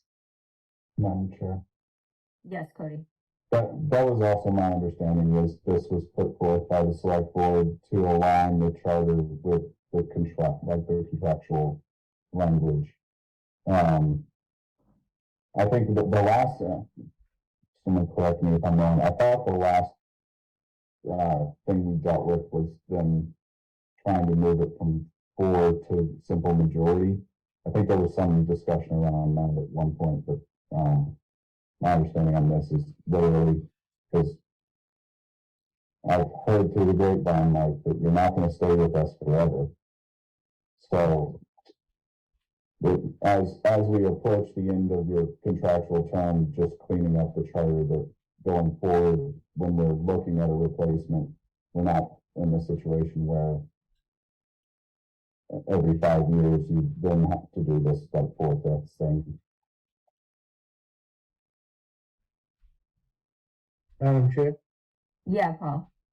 So, Mike, this almost reminds me of like spot zoning. I thought we had a charter review commission that every so many years is supposed to review the charter and stuff, and here we are kind of pigeonholing one little aspect of it, and it just reminds me of stuff that we don't like to do as far as zoning goes. So I'm not sure, why we're gonna pick it apart piecemeal like this or not. Madam Chair? Yes, Sandy. To answer Paul's question, there was supposed to be a charter review a few years ago, and the select board voted not to have said review. It was postponed because of the charter commission, and then they decided not to do the 10-year review. So I think it's, I don't know when it's gonna be done next. Oh, thank you. Yeah, I thought it was supposed to be a review that is It done. was 10 hopefully- years, yeah. So 10 years has passed and we still haven't had the committee. There's something that happens on years ending in 0 and years ending in 5. I don't have it in front of me, so I'm not sure if someone does remember. I don't know if you remember, Sandy. Yeah, I know that the charter committee was supposed to be every 10 years, so I think that would have been ending in 0. I don't remember what the 5 was, but I'm not sure at this point if we're waiting to 2030 or what. So I guess I would say to Paul's question, I'm not sure that we want to wait. If there's something we want to clean up now, it's probably best just clean it up.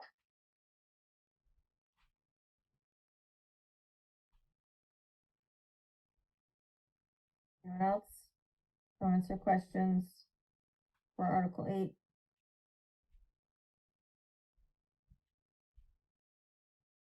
Madam Chair, Yes, Joe.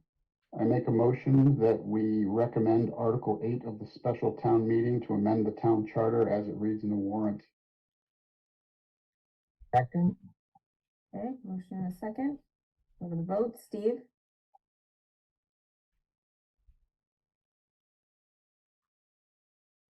Steve? So, We'll come back to him. Okay, Tracy? Yes. Sandy? Yes. Joe? Yes. Bill? yes. Paul? Yes, Cody? yes, Bonnie? Yes. I too am a yes. Steve? Do you hear me? You want to vote on Article 8 of special town meeting? All right, not hearing Steve, so 8 yes for Article 8. Right. Next, Jared has been waiting patiently. Hi, Jared. How you doing? Good, how are you? Good. Jared is seeking $25,000 from free cash for culvert replacement and road materials and surface treatment. And Jared can explain what's happened this year and why he has this request. Yeah, so I was looking for this as a one-time ask, just to cover some of the costs of the unexpected issues that arose over the past couple of months with all the rain we've gotten and the water table. A few of them that come to mind was a collapse of the culvert on West Hodges Street. The issue on Barrows Court, which we did some work on some of the drainage pipes west of that neighborhood, and Summer Street as well, which hasn't been addressed yet, and it's probably not going to get addressed until this next fiscal year. So I was looking for this amount of money just to, again, cover all the cost of these repairs that are exceeding my budget. I wasted almost half of my road materials just on the West Hodges replacement, and there's actually another portion of that culvert, a separate pipe just west of that one I replaced. That's probably the same. It's the same repair as what I did on the portion to the east. So you're looking at another 10 to 12,000 just on that one. But this 25 would cover that as well, Jared. Yeah, it kind of roughly sums up the 3 projects that I know of with a small, like a couple $1,000 buffer on some of the ones that there's other issues obviously out there. And did you, looking at your, I don't have it in front of me, but your budget for FY25, are we trying to account for the possibility that we may have more flooding again this next year? And the possibility that those, expenses would go up again with having to replace more culverts? Yeah, I figured taking it case by case is more, prudent. I did ask for an increase in the budget for my materials. Obviously, there's not a lot of money going around for anybody. I think they did increase it by a small margin, which would help. Again, just trying to get ahead of some of the issues. And, if I ran into another West Hodges Street situation at the same time I did last, that would have been the whole road materials. And, there's also other work that we do routinely maintaining catch basins. There's about 2,500 in the town. A lot of them are old block. Replacing the precast as they fail, or try to replace them before they fail. So that's where I'm coming at it from.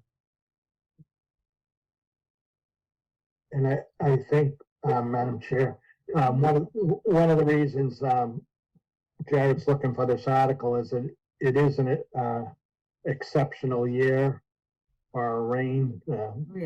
We've been setting records, which ended up causing problems with these culverts. And part of the issue is that, he has to wait until the water table goes down to do a lot of this work. And if this comes in an article and he can't finish a culvert before June 30th, the money is still there if it's in an article, so he can continue the work after June 30th and finish the job. Anyone else have questions or comments for Article 9? Madam Chair, Yeah, Cody. just, to that point, Mike, the procedural side of this, so these are like earmarked funds that transfer into a special account that have to be utilized for the specific purpose as defined in the article. Yes. And is there, I mean, the wording in that, culvert replacement, road materials, I mean, it's kind of broad. I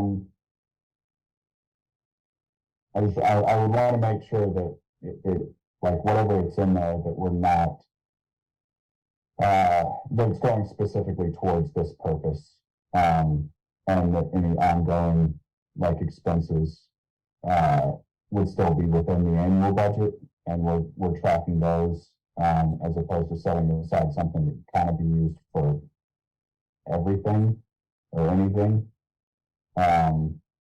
That's my only concern there. This is exactly what I think free cash should be going towards, is this kind of thing. But my concern there is the wording in it for culvert replacement, road materials, like road materials, that's an annual budget thing for the highway department. I just don't know if the wording on that, it seems to be like the intent of this is for repairing the culverts and replacing culverts, making sure that it's that like the funds that are set there are specific to that, and not necessarily a way to, not that Jared, I'm not saying that you're doing this, but not like to fudge the numbers, where you could say, well, we're saying around 25,000, and then we can just kind of, we can pull from that on a case-by-case basis. It's not necessarily for culvert. It just looks like the way it's worded right now, that's how it could be used. And it's a lot harder from an annual budget perspective to account for this, because we still don't have the full list of all the, the earmarked budgets that are out there. And I don't want to create another issue like that where we're taking 25,000 to. I think this is exactly what we should be using free cash for. I just want to make sure that it's like the definition of what we're setting it up for is tightened up. Sure. Yeah, Joe. Can we solve Cody's concern by changing the wording to say, it's not up there anymore, but costs associated with culvert replacement? Is that specific enough for you, Cody? Yeah, it's almost like rewording it to say for road materials, surface treatment townwide, including incidental, in relation to culvert replacement, maybe like that. Yeah. If that makes sense, because it's saying the way it's listed right now, it's like for culvert replacement or road materials and surface treatment townwide, including all those various other things, instead of like, if we reordered that, I think it might tighten that up a little more. I agree. Jared, do you want to comment on that? Yeah, Go ahead. no, sorry. I was just going to say that's fine. Yeah, because that is the intent of it, is for the culverts. It's just the wording probably was confusing, but obviously with that type of job, you have you have materials such as gravel, bench graded base, asphalt, which is surface treatment. So it's just semantics, and if it makes sense to clean up that language, then yeah, it makes sense. So Mike, would we need town council to reword this? Would we vote to recommend it based on what we want to reword it as? Yeah, you could do that, and what, I think I'm hearing, let me get the article back up.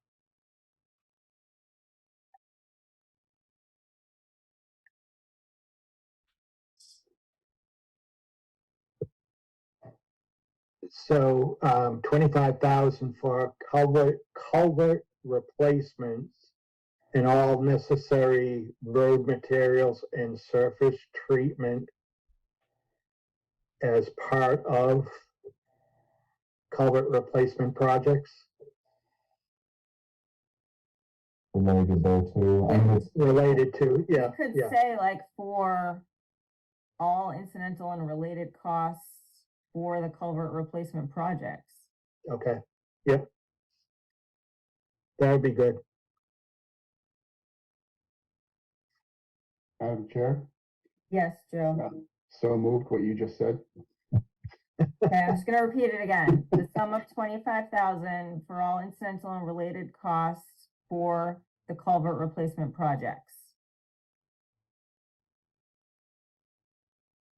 That way we can let Jared go so that he can replace that battery in his smoke detector that would be driving me crazy by now. Second, Okay, motion and a second to recommend Article 9 as amended. Steve? Steve, we got a yes from you? Maybe? Yes. All right. Yes. Tracy? Yes. Can you hear me? Yes, I heard you, Steve. Got you. Sandy? Yes, Joe? Yes, Bill? yes, Paul? Yes. Cody? yes. Bonnie? Yes. All right, I too am a yes. All right, thank you. Jared, have a good evening. Thank you, you as well. Thanks, Jared. All right, do we want to tackle some budgets? Why not? The first group would be from miscellaneous town officers and board expenses, finance committee, zoning board, tree warden, and memorial and vet day. All right, you gonna pull that up, Mike? Oh, I am. You can't see it?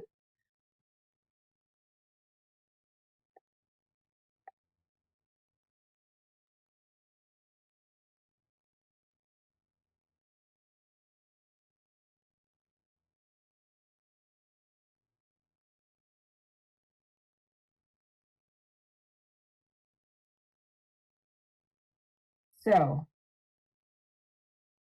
this is the 1% budget for these accounts. So we have to discuss each one separately and then vote on each one separately. Right. All right, opening discussion for the miscellaneous town officers and board expenses accounts with the 1% budget.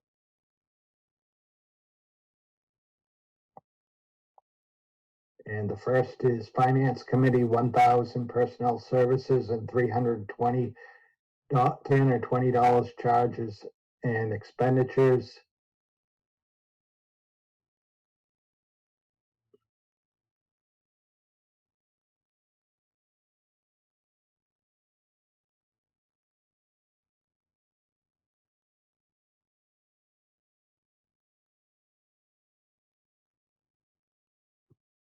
Are we waiting for discussion?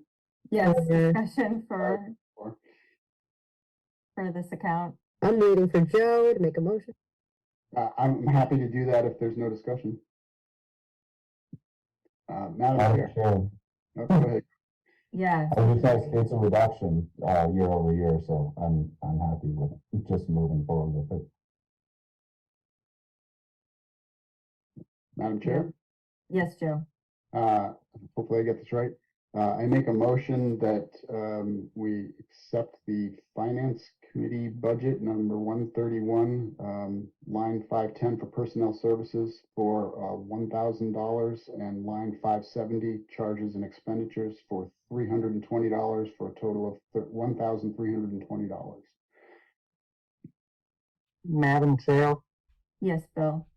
before I say second, did we do the math like we discussed last non-joint meeting as to whether that 1,000, which is that supposed to cover minute taking, whether that's enough? Yeah, I mean, I don't think it will be. But this is said- what we're facing with the 1% budgets. That was sent to you.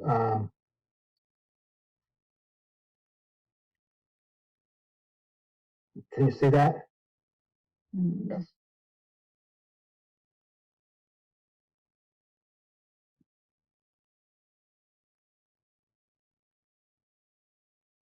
So, what I figured was 9 meetings usually for the Springtown meeting and 4 for the fall. And 2.5 hours per meeting, depending, some will be longer, some will be shorter to do the minutes. Yeah, this is very conservative. Yeah. That's the length of the meeting. Yeah.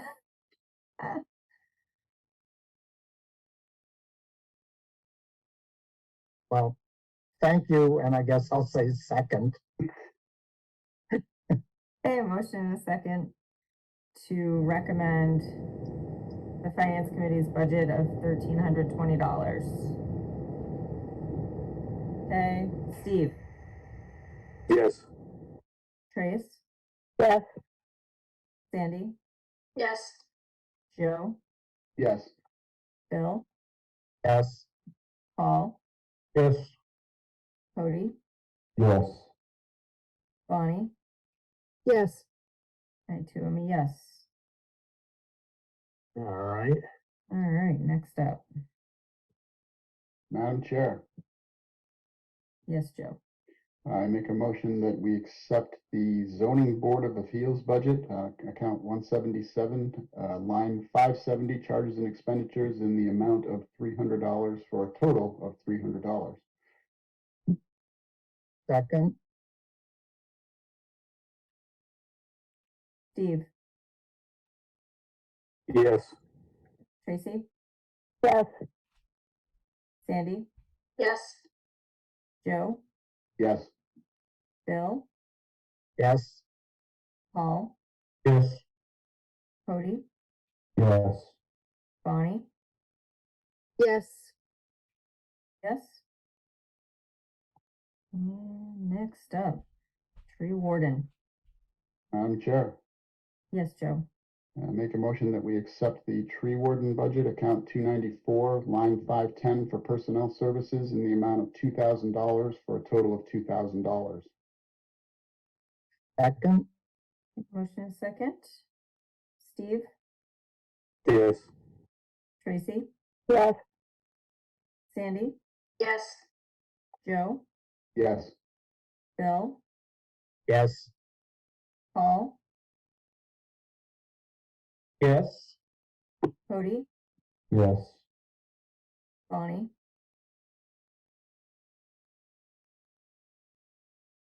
Bonnie. I said yes. Oh, sorry, I didn't hear you. That's it. I too am a yes. Okay, more All right. guts. Madam Chair, Yes, Joe. I make a motion that we accept the Memorial and Veterans Day budget, account 692, line 570 for other charges and expenditures for the amount of $1,000 for a total of $1,000. second, Motion is second. Steve, Yes. Tracy, yes, Sandy, yes, Joe, Yes. Bill, Yes. Paul, Yes. Cody, Yes. Bonnie, Yes. I too am a yes. Okay, All that's it right. for these accounts. Next is fixed and shared. So I also sent you a calculation on this for unemployment benefits and employee benefits. So what that will show is I've reduced the health insurance due to the layoffs that have been indicated will happen, and I've increased the unemployment to $341,266. And I can bring those up if you want. Yeah, that would be great, Mike. Okay.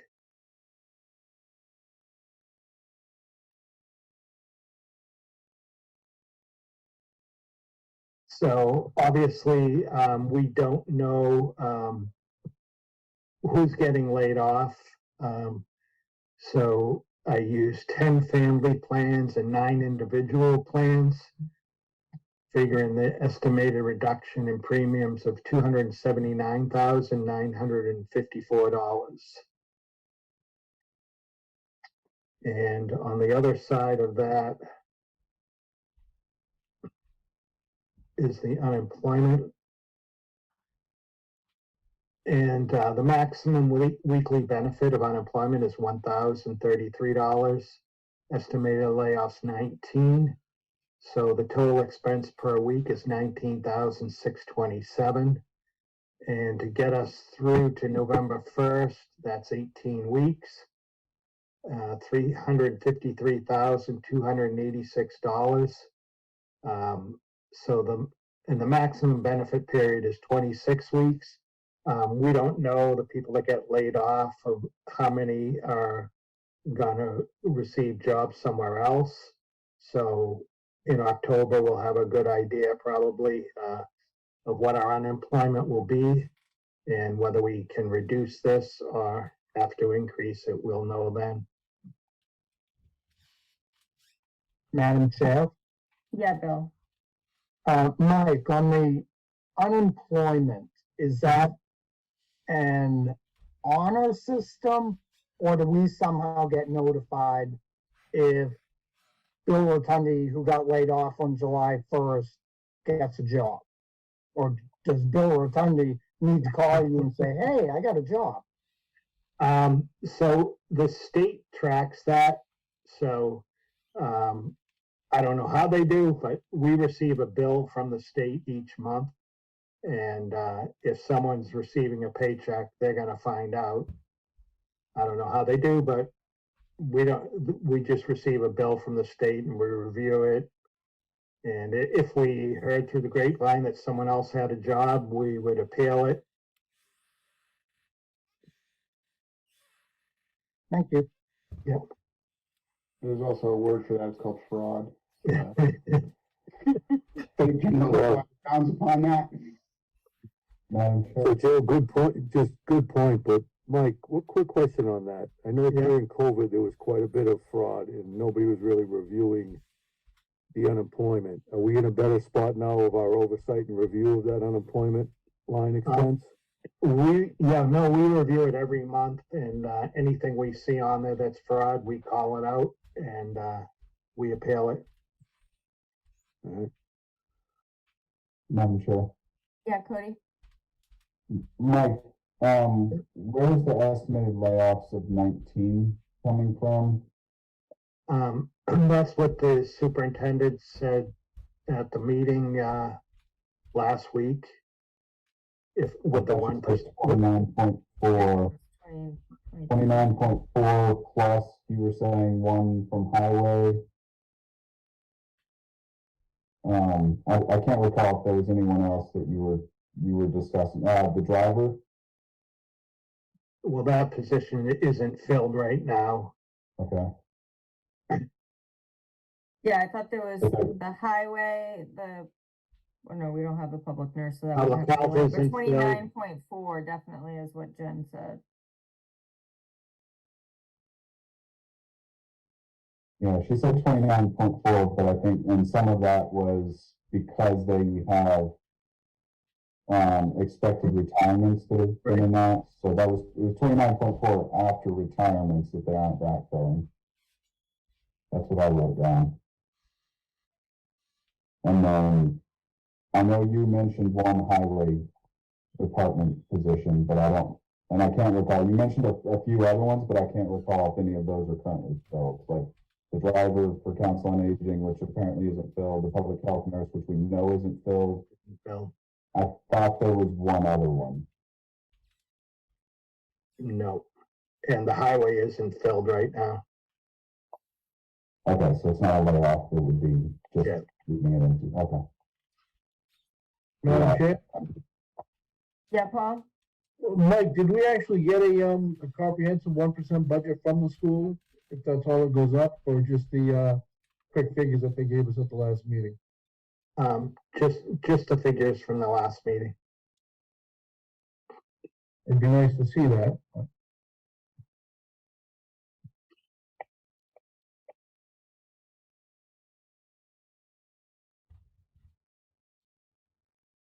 All right, do we wanna delve into the fixed and shared maturing debt, the first one? Madam Chair, Yes, Joe. I make a motion that we accept the maturing debt budget, account 711, line 590 for maturing principal on long-term debt in the amount of $3,497,348, and line 594, repayment of temporary loans in the amount of $101,314, for a total of $3,598,662. Second,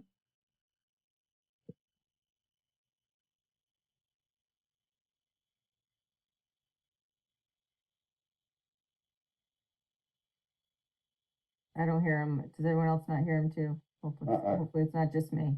I heard Bill. Bill, Yeah, All right, Yeah. Tracy, Yes. Sandy, Yes, Joe, yes. Bill, yes. Paul, Yes. Cody, Yes. Bonnie. Yes. The two of me, yes. Steve, you wanna vote on maturing debt budget? Not hearing Steve. All right, 8 yes for maturing debt.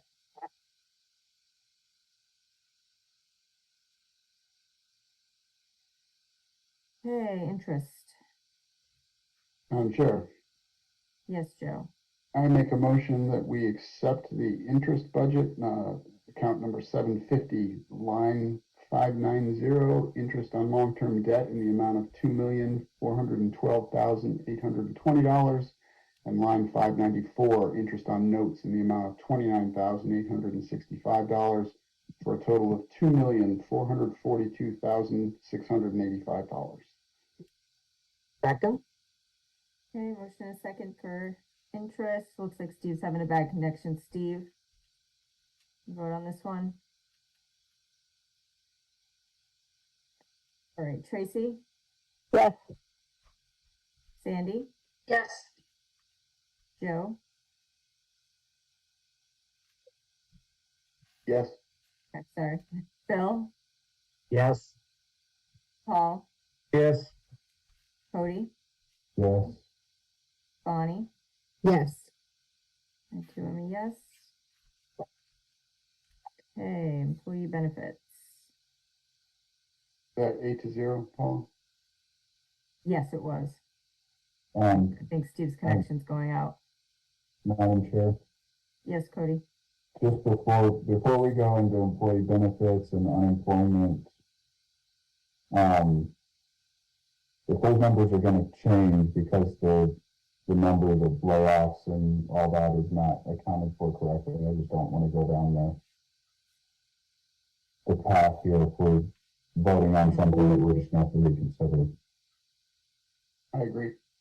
Right, I agree too, if it's based on 19 and not the 29.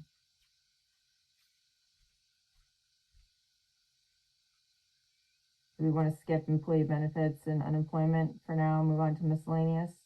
Yes, All right, Madam Chair, yes, Joe.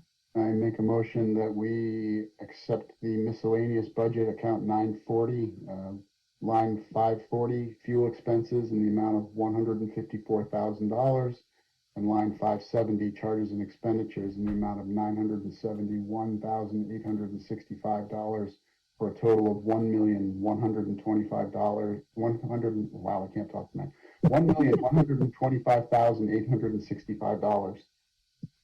Second? Can I ask a question before we? Sure, Did we discuss the charges and expenditures line item, what that entails? That's all the other insurances. Right, okay. Yep. Thank you for the reminder. Vote, Steve, you there? Okay, Tracy, yes, Sandy, Yes, Joe, Yes. Bill, Yes. Paul, Yes. Cody, Yes. Bonnie, Yes. 8 yes. Okay. What do we got next, Mike? Fixed in general government. And this is the reserve fund, legal services, tax title foreclosure, elections, Southeast Regional Planning and Economic Development, and the town report. Okay, does anyone want to have any discussions on these before voting? Madam Chair, Yeah, Cody. on the reserve fund, I know we haven't spent much of that, so far this year. We just approved 8,000 more tonight on it, but, is that something that we can tighten up and put towards, like, reallocating some of that, into other places, if it makes sense? I guess the biggest question I have there is, like, why in fiscal year 23 were we at 148,000 and the year before it was 27? Like, do we really need 119,000? Could we do it with 100? And then, let's say, in our last meeting, the 17,000 number came up for the library to get certification. Like, could we pull 17 from us on the reserve fund and reallocate that into the library?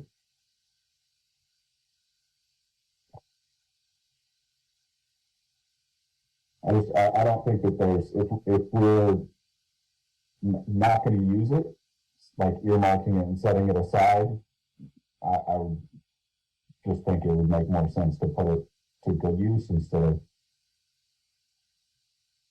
kind of holding off on it. Yeah, Mike, what are your thoughts on that? You can do that, obviously. If I don't know if you could be cutting it close. I mean, 100,000, I don't think is, much different than 119, 318. So if you Yeah, want but if it could mean 17 for the library of what they really Yeah. need. I'm just thinking from, like, we're tightening the belt across the board, so transfers from the reserve fund are gonna have to be very well documented. The department heads need to be on notice that your budget is what it is, and this is unforeseen circumstances, not mismanagement of funds. And I feel like 100,000 would be enough, and I'd rather take 17 from reserve fund and stick it into getting the library, certified. And I don't have the actual, like, it was 17 and change. I don't know the actual number. It was 17,100. 17,100, Tracy, is that what you heard? I'm looking back in my notes.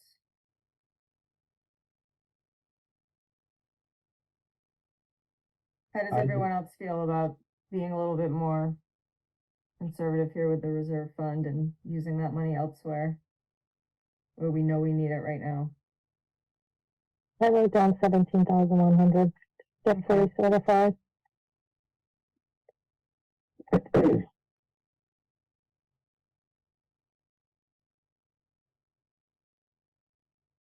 I'm in Madam favor Chair, of doing that. Sorry, Bill. You know, I feel for the library, but in this 1% budget, you know, there were a lot of places that are taking potentially bigger hits. The library was still certified at the 45 hours. They were trying to get to 50. At this 1% budget, you know, wasn't there talk of Chartley Fire Station closing? So I don't know if it's that easy just to say, well, we'll take 19,000, reduce this to 100,000, and bam, library. I think we have bigger issues than that. Madam Chair. Yeah, Cody. Bill, I hear what you're saying. There were no other budgets where it was an easy low number.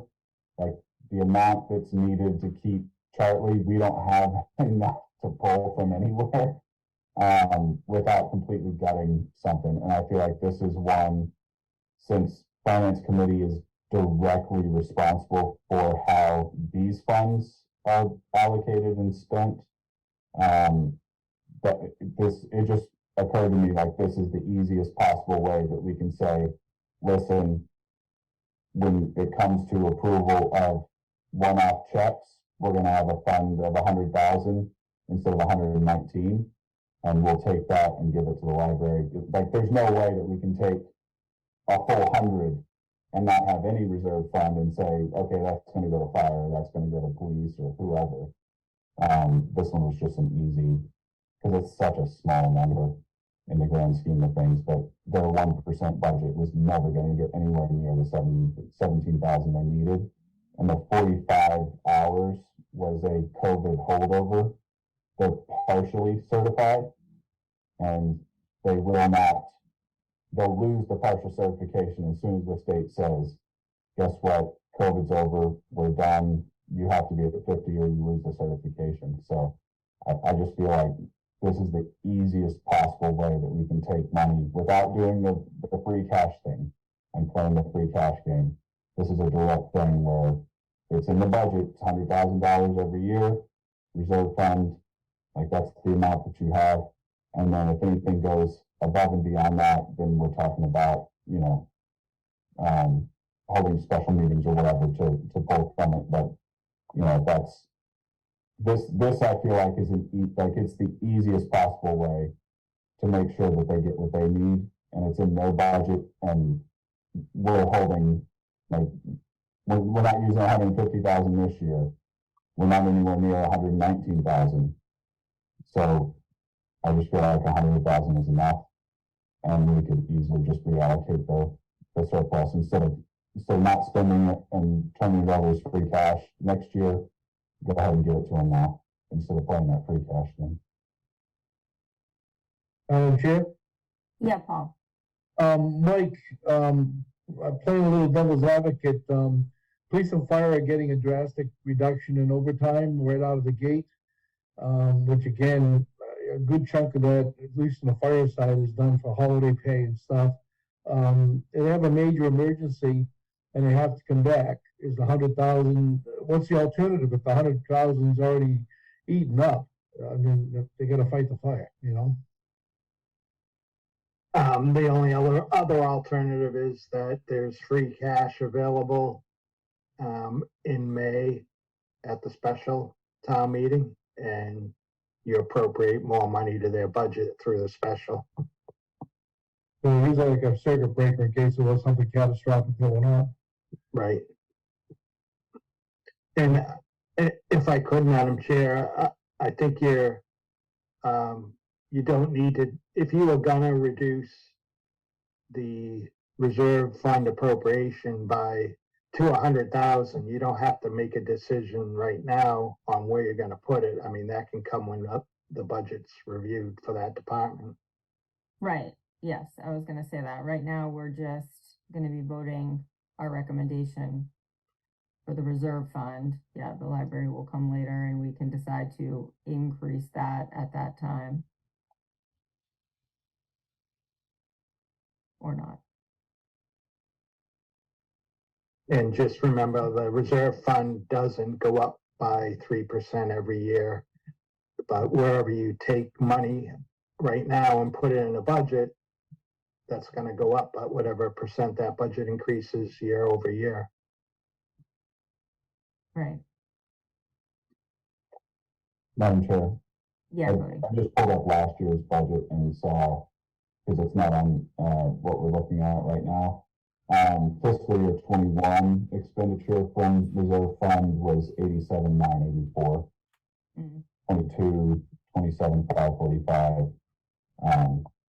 And we had allocated 150,000 in 22 also, so.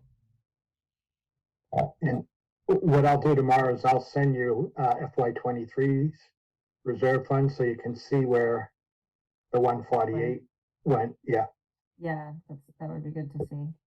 It just seems like that was like a one-off year. yeah. So we were carrying 150,000 into the, fiscal year 24, and we carried 150,000 from 22. So, just, Madam Chair, Yeah, Joe. just to take a pulse, do we want to wait on this budget 132 until we see Mike's figures, or are we comfortable voting on this tonight? What does everyone think? I'm comfortable at 100. Yeah, I think I would be too, but what about everybody else? I'm fine with it. I could go either way. I think it's kind of 60 and half a dozen of the other, so. Mm-hmm. Madam Chair, All right, Joe. I make a motion that we, I don't know if it's set or accept the reserve fund budget, account 132, line 502 for appropriations and transfers at $100,000 for a total of $100,000. Second, Okay, motion is second to recommend $100,000 for reserve fund. Steve? I'm just stating I didn't hear all the conversation, about internet Okay. stuff. Okay. Tracy? Yes, Sandy? Yes, Joe? Yes. Bill? reluctant, yes. Paul? Yes. Cody? Yes, and Bill, you can always reconsider. I think where it goes is Yeah. really the bigger question. You say my name, Paula? I did, Bonnie. I didn't hear it. I'm sorry. Yes. Okay. And I too am a yes. So we have 8 yes, 1 abstain for 100,000 for reserve fund. We have $19,318 to play with, I guess. Woohoo! The lottery right there. Oh, man. Okay. Madam Chair, Yes, Joe. I make a motion that we accept the legal services budget, account 151, line 570 for charges and expenditures for $70,000 and for a total of $70,000. Second, Steve, Yes. Tracy, Yes. Yes. Joe, Yes. Bill, Yes. Paul, Yes. Cody, Yes. Bonnie. Yes. All right, I too am a yes. 9 yes. Legal services. All right, tax title foreclosure. Madam Chair, Yes, Joe. I make a motion that we accept the tax title foreclosure budget, account 158, line 570 for charges and expenditures in the amount of $33,472 for a total of $33,472. Second, And Steve, Yes. Trace, Yes. Sandy, Yes. Joe, Yes. Bill, yes. Paul, Yes. Cody, Yes. Bonnie. Yes. I too am a yes. 9 yes. Elections. Sure. Madam Chair, You have a, I someone have a has a question about elections? Yeah, Okay, I Cody. will concede. yeah, I'm just wondering, with the discussion around, the special election that would be needed in the event that the 4 million or 6.5 million options go forward and those end up on the ballot, does that 46.5 include the amount that would be needed to run the special election in addition to the annual election and the November elections? That would have to be in June, so it's the current fiscal year.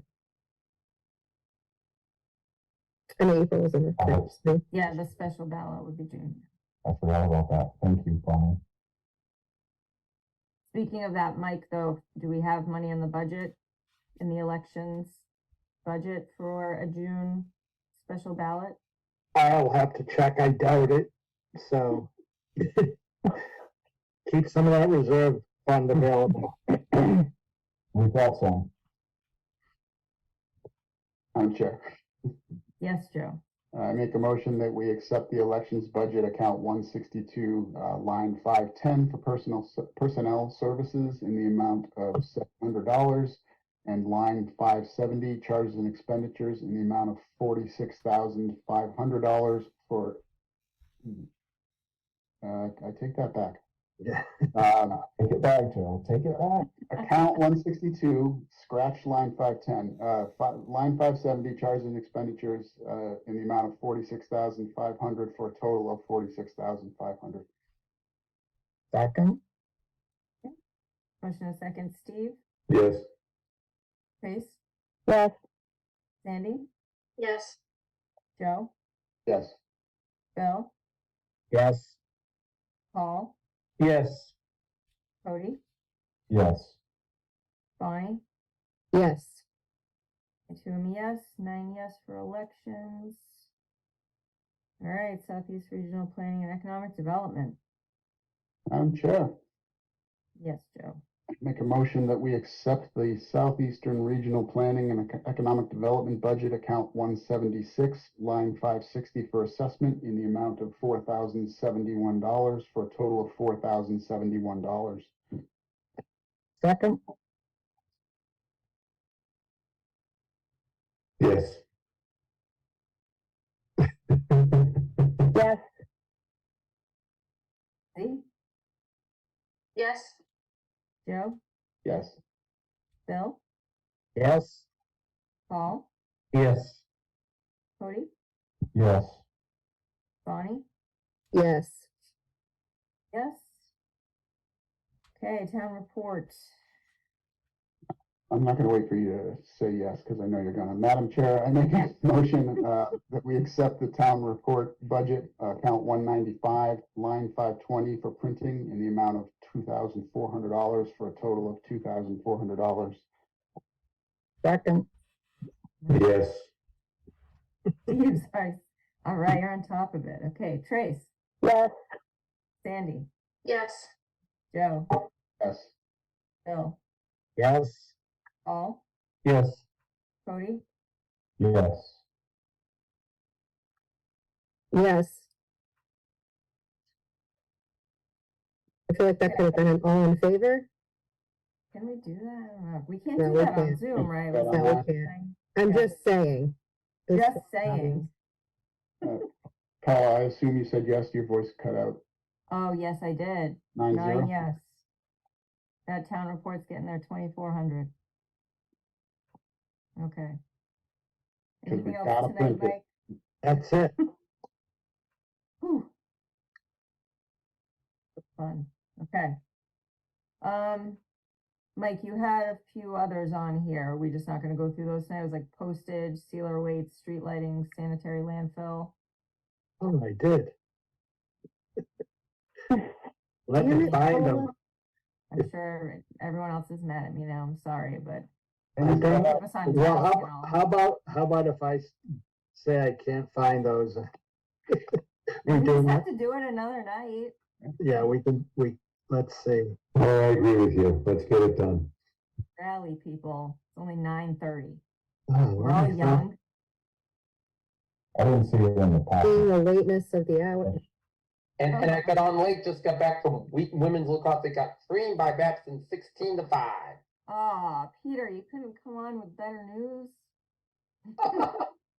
I just love reporting what goes on in town, whether it's good or bad. I Well, love my maybe they'll job. get them next time. Yep.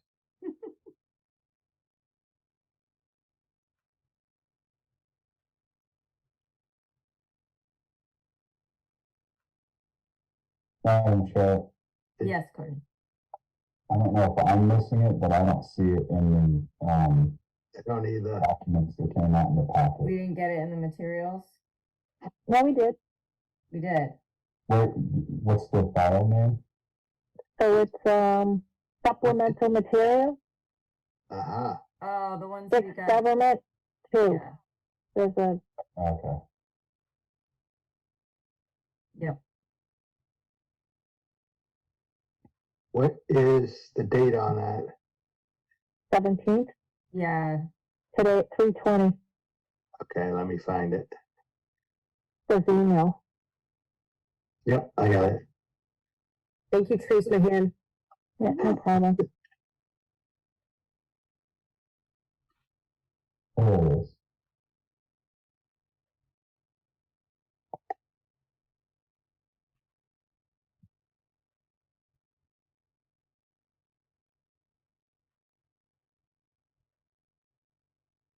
Madam Chair, I do recall in past years, if there were no discussions or discrepancies, we voted a page. ooh, really? We did in the I past. don't remember that. I would love that. Yes. Well, it looks like it's past your bedtime. Yeah, I get up at 1 a.m. last year. This is past my bedtime. Now you sound like Can we- Tom. So can we do that, Bill, Mike? Yes. Or we would have to, so Joe would have to recommend, he would have to call out each account and the amounts, and then we can vote on. Yep. all of them. Woohoo! I can do that. Oh, Bill, we're keeping you around to be able to speed things along. I like it. Trace, what was the name of that file again? I can't. It find was, so it got emailed to us I have it. I have it on the now. 16th. Fixed general government expenses with budgets for 1624. It was actually the next page Yes. from what he just did. Yeah. Yeah. It was in there, okay. Roll All right. postage. Oh, now they're not on all on We're one page not on the though. same page. Oh, come on. What? They are. Okay. Let me find them. Go up. All right. Up. My, There you go. uh-huh. Oh, there it is. Woohoo! It's good, Jen. There are 10 listed on the Nice agenda. keeping you around Is there a too. page above that, Mike? No, because I think it started at postage. Yeah, postage was All right, the next so, one. interesting. Okay. Yeah. Madam Chair, just a quick question on the postage charges. I think, if I'm recalling correctly, that number is high because it's a national election and the postage for mail-in ballots. Yes. Yeah, I do remember Lucia mentioning that. Any other questions, comments about any of these accounts on this page? Madam Chair, Yes, I make a motion that we accept the postage for all departments budget, account 199, line 570, in the amount of $47,550 for a total of $47,550. Account 244, sealer weights, line 570, charges and expenditures in the amount of $2,600 for a total of $2,600. The account 425, street lighting, line 570, charges and expenditures in the amount of $55,000 for a total of $55,000. And account 438, sanitary landfill, line 570, charges and expenditures in the amount of $15,400 for a total of $15,400. Second for a grand total of 396,311 for this page. And that is not right. that's not adding up. 90, I have 102, hang on. It includes the That's paper right. Yeah, it includes all the My previous. bad. Oh, okay, so we. I can give you that, just give me a second. Strike that from the record. Do we have to give a total though? We need to No. say- Second, For a total of Okay, $20,550, how's that? okay, motion and a second. Yes. Steve. Trace, yes, Sandy, Yes, Joe, Yes. Bill, yes. Paul, Yes. Cody, Yes. Bonnie, Yes. and I too am a yes, 9 yes. For those 4 accounts. All right, now I believe we are really done for the evening. There 2.5 were minutes. 2.5 hours plus 6 minutes. You're gonna ruin my calculations on Now the budget's off. Great job. Yeah. Before someone changes their mind, someone make a motion. Real quick, I just want to let you all know, I kind of dropped the ball because my work life has been a little crazy. There were minutes that Anne emailed to me and I have not forwarded them to you, so obviously we can't go over them tonight, but I will send them for the next meeting. Stay tuned for minutes. Okay. And Chair would entertain a motion to adjourn then, if anybody else has any other comments, concerns, questions. Madam Chair, sorry, you know I want to go, but it says at the bottom of the agenda that there are 2 meetings next week, and I think that was news to me, so. So we talked about possibly needing to do a Monday and a Wednesday next week. I can't remember which meeting we talked about that, because having to cram all of these budgets in that we now have to go through. Which might correct me if I'm wrong, now we have to go through 3 budgets. Yep. Yes. So, we'd have to meet 2 days next week. And we have our public hearing on the 29th. So I believe in order for us to get through as much as we can prior to our public hearing on the 29th, we wanted to. when's the meet public, next- where's it gonna be? Our public hearing is on Zoom here on the 29th, I'll be there. all right? Madam Chair, I've got another engagement Wednesday night, so I'll be late getting on. Yeah, so I was gonna tell Joe this, I also cannot attend on the 24th next week. Okay. I know Bonnie I also said she too cannot attend. make it on the 24th. I only meant to Make so that sure.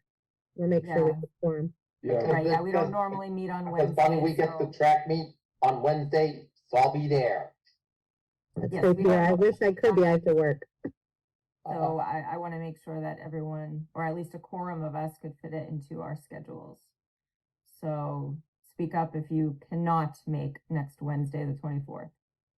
I'm a maybe. There's an EDC meeting, but Yeah. Okay. I'm closer to 8 o'clock, probably by the time I finish my other engagement and get home and online. Hmm. But it's close, and we have a couple people not here tonight, so. Right. Plus, Wednesday's gonna be on the EDC meeting on Wednesday, next Wednesday.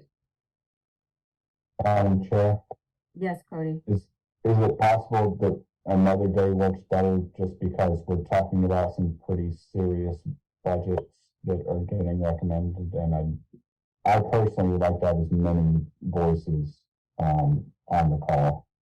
Right. I know for me, I'm going to be stretching it even to make a Monday meeting. I have a big work event coming up on the 27th. I'm just going to be straight out. I'm trying to squeeze in even a Monday meeting. So I know I couldn't make any other night next week. Would a longer meeting Monday night solve it? We plan on staying on till 10:30 or something, or 11? That's what we're going to have to do if we can't have a quorum on the 24th. Mike's gotta be prepared for Monday. He loses 2 As days. long as we take a break in between. Yeah, we're going to do like So, stretch like they do in the Red Sox games. There you go. Lead everyone in a stretch. We're gonna Right. sing Sweet Caroline. Sweet No, Caroline. just I'm don't not sing going to that. sing. Bonnie will. Just don't sing that song. Let's hear it, Peter. Anything. Stretch. Okay, so am I hearing that we're not going to put a meeting on the calendar for the 24th? We're going to have a meeting on the 22nd, 29th, possibly have to have one the Wednesday after, which would be May 1st. Can we do that after the public hearing? Do what after the what? Can we actually discuss budgets after the public hearing? Aren't we supposed to be done for the public hearing? No. I No. don't know. We're not normally done. Okay. And I know we'll have other articles too to discuss. Okay.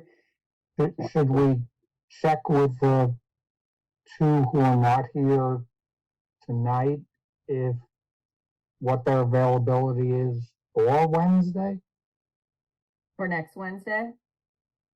And maybe we just talk about warrant articles on the Wednesday instead of budget issues. Just a thought. Well, Yeah, I let think me the know point why was not. for next Wednesday was to try to get through budget discussions and for the public hearing. I say we have We're a not long doing Monday, that. I say we have a long Monday meeting and hopefully we don't have to meet as long on Wednesday, so that's. I mean, to Cody's point, it makes sense to load everything that's budget related on Monday. And then, Well, I think that would be the plan anyway, on Monday. right, but then if getting some of the warrant articles out of the way is necessary on Wednesday, you could have a meeting, assuming there's a quorum, to discuss those with a smaller crowd. Let me know why. I was gonna say, I think we should plan on the Wednesday meeting. We should check in with Kevin and who else is missing? Sorry. Zach. Zach will be back, so I suspect he'll be here, but check in with them to make sure we have a quorum and if we know we won't have one, then we cancel, but if we do, then at least we can cover what we need to cover. Okay. I will contact everyone tomorrow. And if you can't make it We'll Monday, know. Paula, just give me a heads up. I am gonna make a every effort to make it on Monday, but I just know the rest of the week I'd be out. Okay. Anything volunteer related. Okay. Gotta pay the bills, Paul. Hey, taxes might be going up. All right, so, I will entertain a motion Motion to to adjourn. adjourn now. Second? All right, motion a second. Steve, Yes. Trace. Yes. Sandy, Yes. Joe, Yes. Bill, Yes. Paul, Yes. Cody, Yes. Bonnie, Yes. I too am a yes. All right, good night, everyone. Right. Good night. Good night, y'all. Good night.